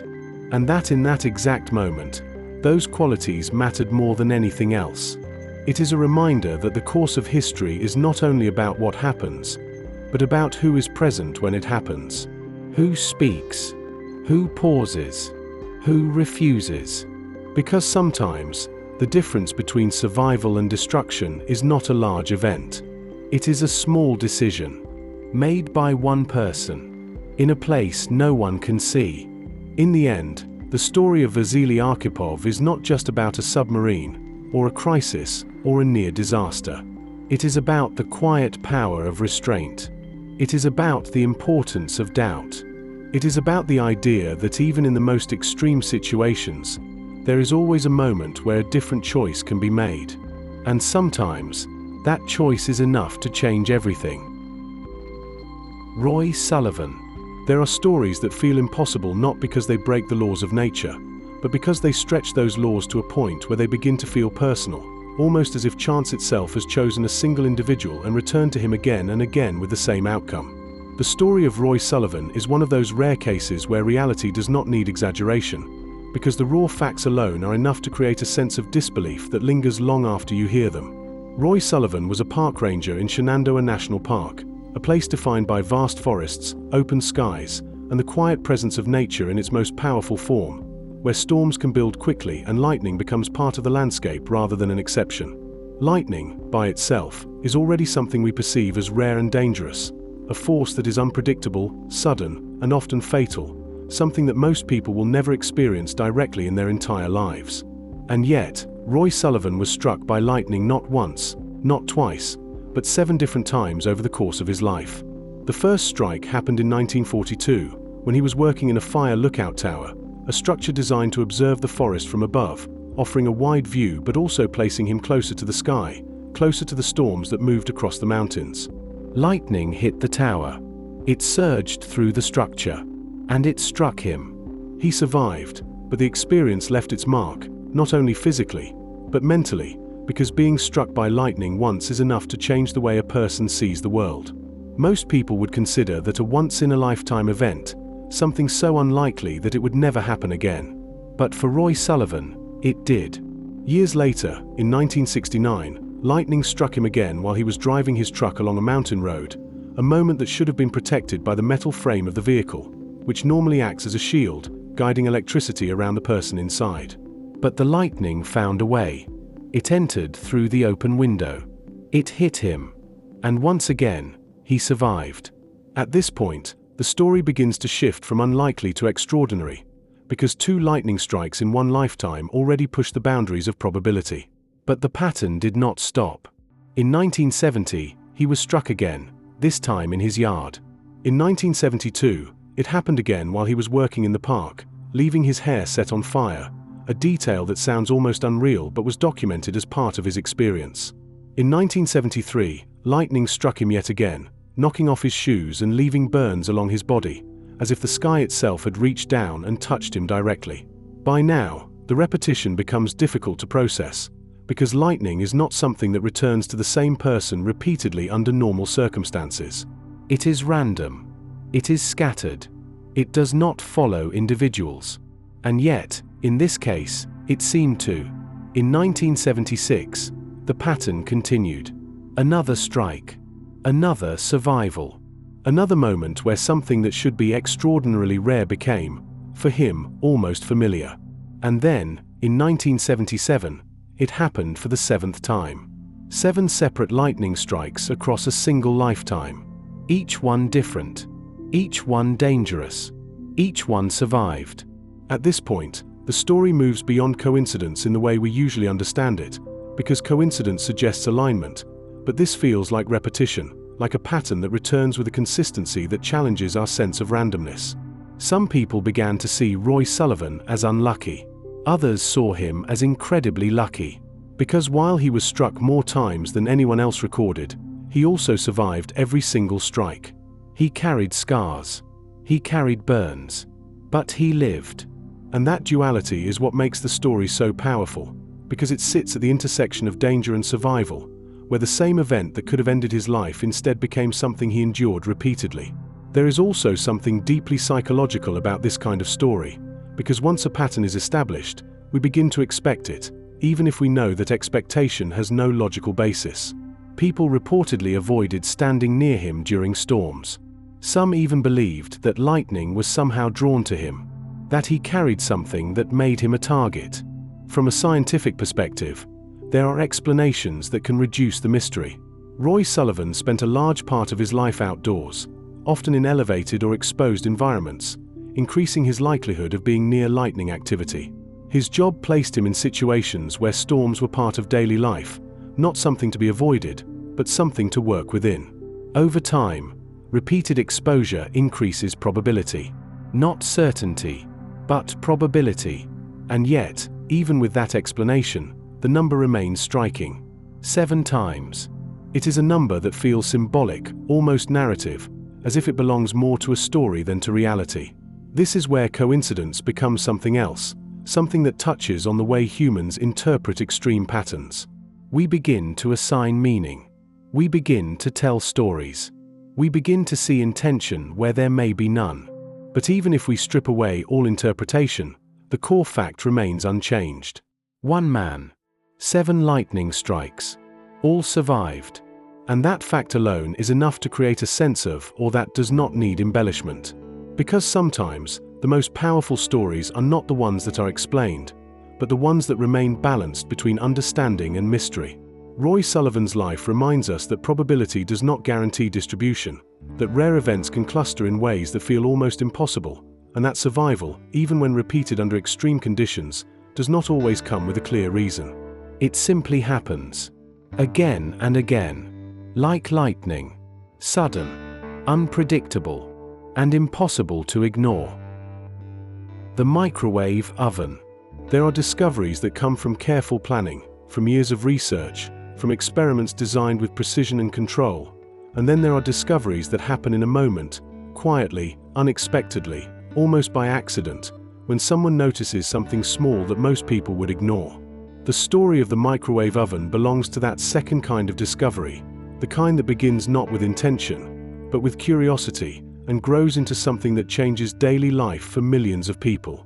It begins during the time of World War II, in an era where technology was advancing rapidly, driven by urgency, by necessity, and by the constant search for tools that could detect, measure, and respond to threats before they became visible.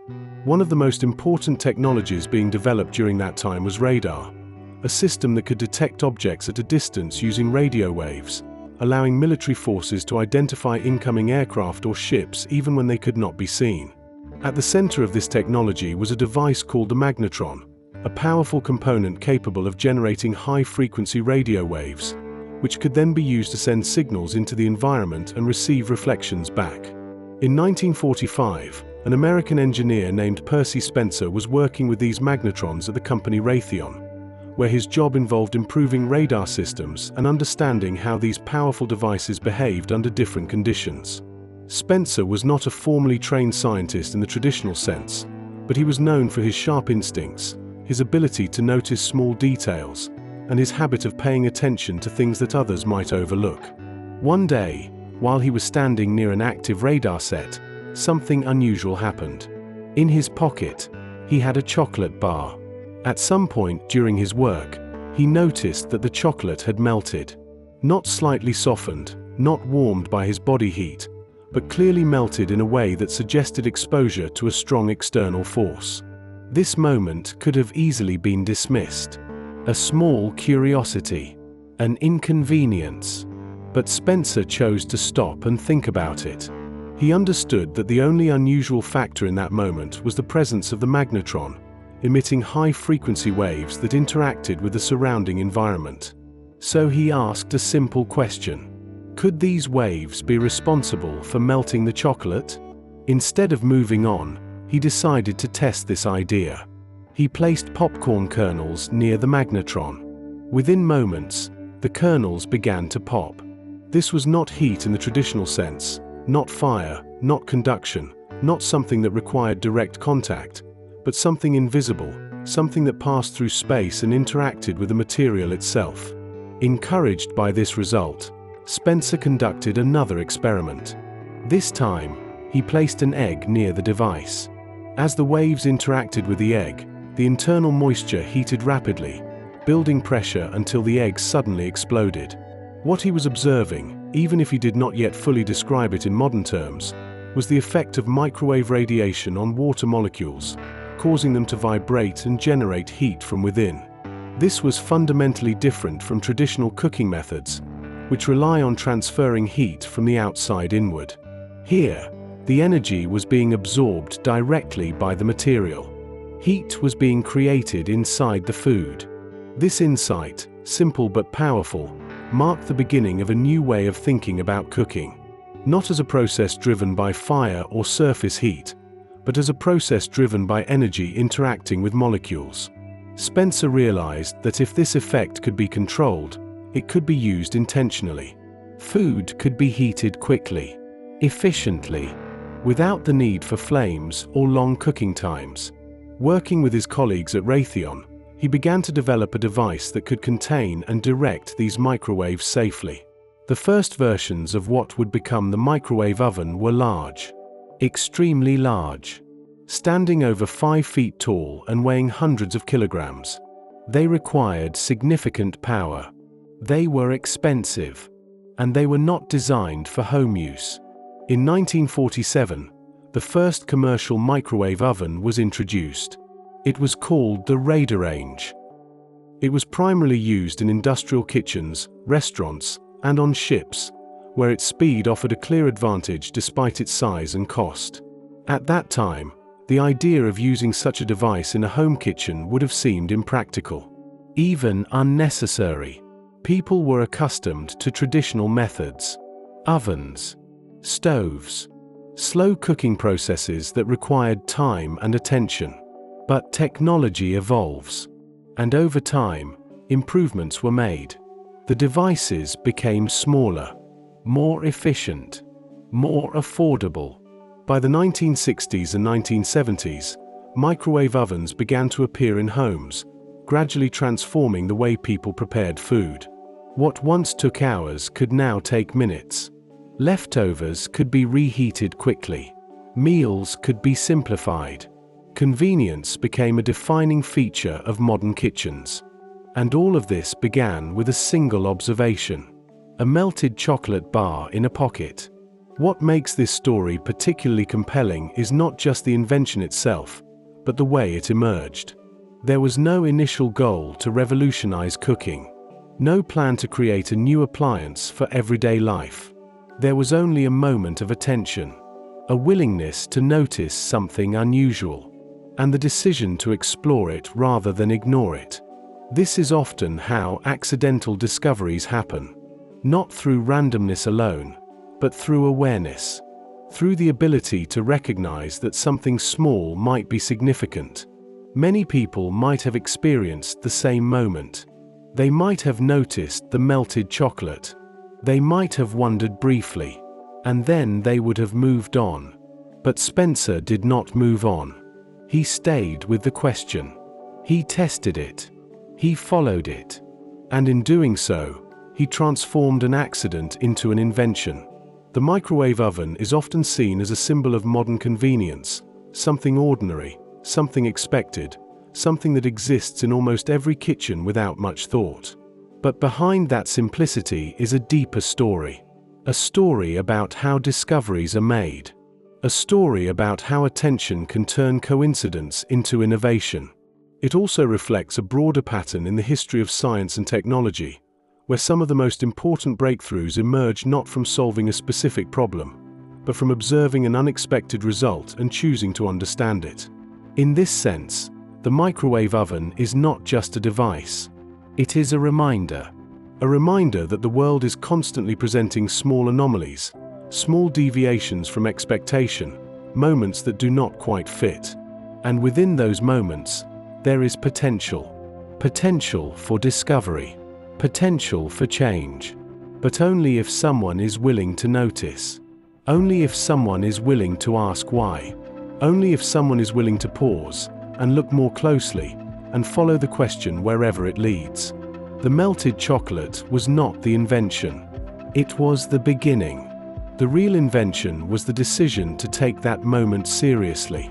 And from that decision came a technology that reshaped daily life in a quiet but profound way. A device that sits in kitchens around the world, humming softly, invisible waves moving through space, heating food from within, continuing a process that began not with certainty, but with curiosity. Super glue. There are discoveries that arrive slowly, built through careful intention and steady progress. And then there are discoveries that appear almost by accident, emerging from moments of frustration, confusion, or even failure, only to later reveal themselves as something extraordinary. The story of super glue belongs to the second kind, because it is not a story of someone searching for a powerful adhesive, but rather a story of someone trying to solve a completely different problem, only to stumble upon something that would quietly change the world. It begins during World War II, a time when science and engineering were moving quickly, driven by urgency, necessity, and the constant pressure to create better tools for survival. A chemist named Harry Coover was working on developing materials that could be used for clear plastic gun sights, something that required precision, clarity, and stability under difficult conditions. The goal was very specific. The material needed to be transparent, durable, and easy to shape. But during his experiments, Coover encountered a problem. Some of the chemical compounds he was working with behaved in a way that made them completely unusable for his intended purpose. They stuck to everything. They bonded instantly. They were impossible to handle without creating a mess. From a practical standpoint, this was a failure. A material that sticks uncontrollably cannot be used to create precise optical equipment. So the substance was set aside, ignored, dismissed as a mistake. And this is often how important discoveries begin. Not with recognition, but with rejection. Years passed. The war ended, and Coover moved on to other projects, carrying with him the memory of that strange, overly sticky substance that had once disrupted his work. Then, in the early 1950s, while working at Eastman Kodak, Coover encountered the same type of chemical again, known as cyanoacrylate. This time, something was different. Instead of seeing it as a problem, he began to see it as a possibility. Because what had once been a flaw could now be understood as a feature. A substance that bonds instantly. A material that requires no heat, no pressure, no long waiting time. Just contact. And the bond is formed. This shift in perspective is what transforms accidents into discoveries. The moment when failure is reinterpreted as opportunity. Hoover and his team began to explore this property more deeply, testing how strong the bond was, how quickly it formed, and how it could be controlled. What they found was remarkable. The adhesive was incredibly strong. It worked on a wide range of materials, and it required almost no effort to use. In 1958, the product was introduced to the public under the name superglue. The name itself captured the essence of what made it so surprising. It was not just glue. It was something beyond ordinary glue. Something that worked faster, stronger, and more reliably than people expected. But the story does not stop at invention. Because the true impact of a discovery is measured not by what it is, but by what it becomes. Super glue quickly found its way into homes, workshops, and industries, becoming a tool for fixing broken objects, repairing small damages, and solving everyday problems. It became something people kept in drawers. Something they reached for in moments of inconvenience. Something simple. But its most unexpected use came in a place far removed from everyday life. During the Vietnam War, medics began using cyanoacrylate adhesives to temporarily close wounds on the battlefield. In situations where time was critical and resources were limited, the ability to quickly seal a wound could mean the difference between life and death. The adhesive was sprayed over injuries to stop bleeding, buying time until proper medical treatment could be provided. It was not originally designed for this purpose. And yet, in that moment, it became something more than a household tool. It became a life-saving material. This is where the story takes on a deeper meaning, because it shows how the value of a discovery is not always clear at the moment it is made. Sometimes, the true purpose of something only emerges later, shaped by circumstances that no one could have predicted. What was once a failed attempt at creating gun sights became a medical tool, a household essential, an industrial solution. All because someone chose to look again at something that had already been dismissed. There is also something fascinating about the nature of cyanoacrylate itself, because its behavior feels almost immediate, almost impatient, as if it does not wait for permission to do what it is designed to do. It reacts to moisture in the air. It bonds in seconds. It does not require complex preparation. It simply acts. This immediacy is part of what makes it so powerful, but also part of what made it difficult to understand at first. Because materials that behave too quickly can be hard to control. They resist careful handling. They force adaptation. And yet, once understood, that same speed becomes an advantage. It becomes efficiency. It becomes reliability. It becomes something people trust. The story of superglue is, in many ways, a story about perspective. About how the same object can be seen as useless or invaluable depending on the context. About how failure can be reinterpreted. About how discovery often requires not just observation, but reconsideration. It also reminds us that progress is not always linear. That important breakthroughs do not always arrive in the form we expect. Sometimes they arrive as problems, as interruptions, as things that do not work. And only later, through patience and curiosity, do they reveal their true nature. When we think about coincidence, we often imagine events aligning in a way that feels improbable. But sometimes, coincidence is not about events aligning in time. It is about ideas aligning in the mind. The right person, at the right moment, seeing something differently, choosing to look again, choosing not to discard what seems inconvenient, choosing to ask a second question. And in that moment, something ordinary becomes extraordinary. Super glue did not begin as a solution. It began as a problem. A frustrating, sticky, uncontrollable problem. But through a shift in perspective, that problem became one of the most widely used and quietly essential inventions in modern life. And perhaps that is the deeper lesson hidden within this story. That not everything that sticks in the wrong place is a mistake. Sometimes, it is simply waiting to be understood.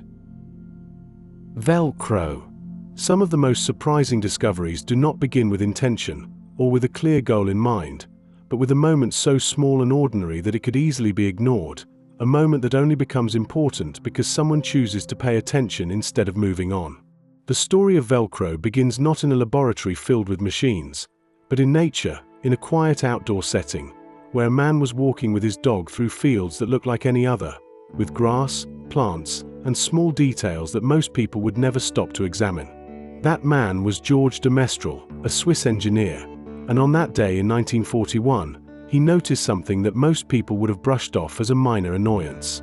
When he returned home, he saw that his clothes and his dog's fur were covered with burrs. Small, stubborn seeds, clinging tightly, refusing to let go. At first, this might seem like nothing more than a nuisance, something to remove quickly and forget, but instead of doing that, he became curious. He wanted to understand why these burrs attached so strongly. What made them stick?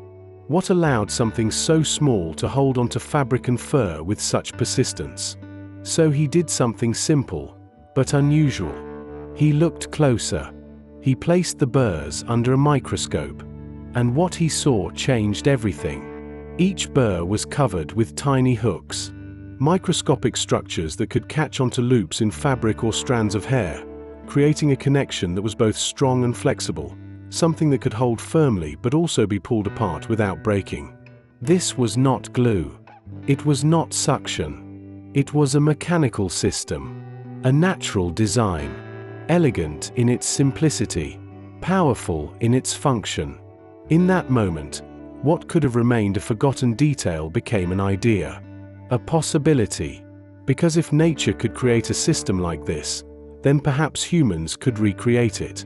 Not by copying the exact form, but by understanding the principle behind it. Hooks and loops. Attachment through structure. Connection without permanent bonding. This idea did not turn into Velcro overnight. In fact, it took years. Years of experimentation. Years of failure. Years of trying to reproduce something that nature had perfected over millions of years of evolution. The challenge was not just to create hooks or loops. It was to create them at the right scale, with the right materials, and with enough consistency that they could work together reliably every time. Early attempts did not work well. The materials were not strong enough. The hooks would break. The loops would not hold. The connection was either too weak or too rigid. But persistence played a key role. Because the idea itself was sound, it was simply a matter of refining it. Eventually, the solution came through synthetic materials, particularly nylon, which could be shaped, heated, and molded in ways that allowed the tiny hooks to form correctly and maintain their structure. With this, the basic system of Velcro was created. One side covered in tiny hooks, the other in soft loops. When pressed together, they would bind. When pulled apart, they would separate cleanly. Reusable, simple, effective. The name itself, Velcro, came from a combination of French words, velours meaning velvet, and crochet meaning hook, reflecting the dual nature of the system. Soft and structured, gentle and strong. But even after the invention was complete, acceptance was not immediate. Many industries did not see its value at first. It looked unusual. It sounded strange when opened. It did not fit into traditional designs. So for a time, it remained underused, waiting until the right context appeared. That context came with space exploration. When organizations like NASA began looking for practical solutions to problems in zero gravity, Velcro suddenly became incredibly useful. In space, objects do not stay where you put them. Tools float. Equipment drifts. Small inconveniences become serious challenges. Velcro provided a simple solution. It allowed objects to be secured quickly and easily, without complex mechanisms, without tools, without effort. It worked in conditions where other systems failed. And because of this, it became widely adopted. Once it proved itself in such an extreme environment, its value became clear to the rest of the world. From there, it spread rapidly into clothing, shoes, medical equipment, automotive design, everyday objects, things that needed to be fastened, things that needed to be adjustable, things that needed to be opened and closed again and again. What makes the story of Velcro feel like a coincidence is not just the discovery itself, but the way it connects two completely different worlds: the natural world and human engineering. A walk in a field, a seed sticking to fabric, a moment of curiosity, and from that, a technology that would be used in space. It feels almost disproportionate, as if something too small led to something too large.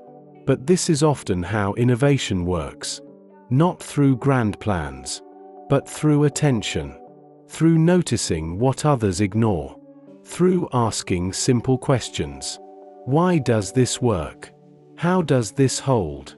What is happening here? The burr did not change. It had always been there, doing the same thing, attaching to animals, spreading seeds, continuing its role in nature. What changed was perception. Someone saw it, and instead of dismissing it, chose to understand it. There is also something deeper in this story, something that goes beyond the invention itself.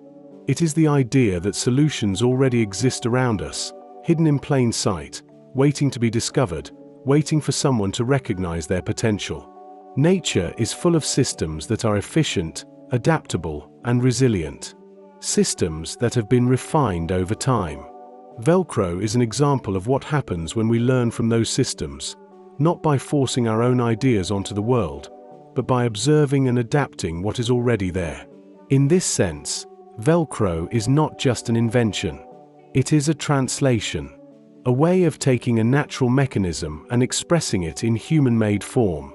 And the coincidence lies in the moment that made that translation possible. A simple walk, a dog, a few burrs, and a question. Without that moment, Velcro might still exist today, but perhaps much later, perhaps discovered by someone else, or perhaps not at all. Because coincidence is not just about events aligning. It is about attention meeting opportunity. It is about being in the right place and choosing to look closely.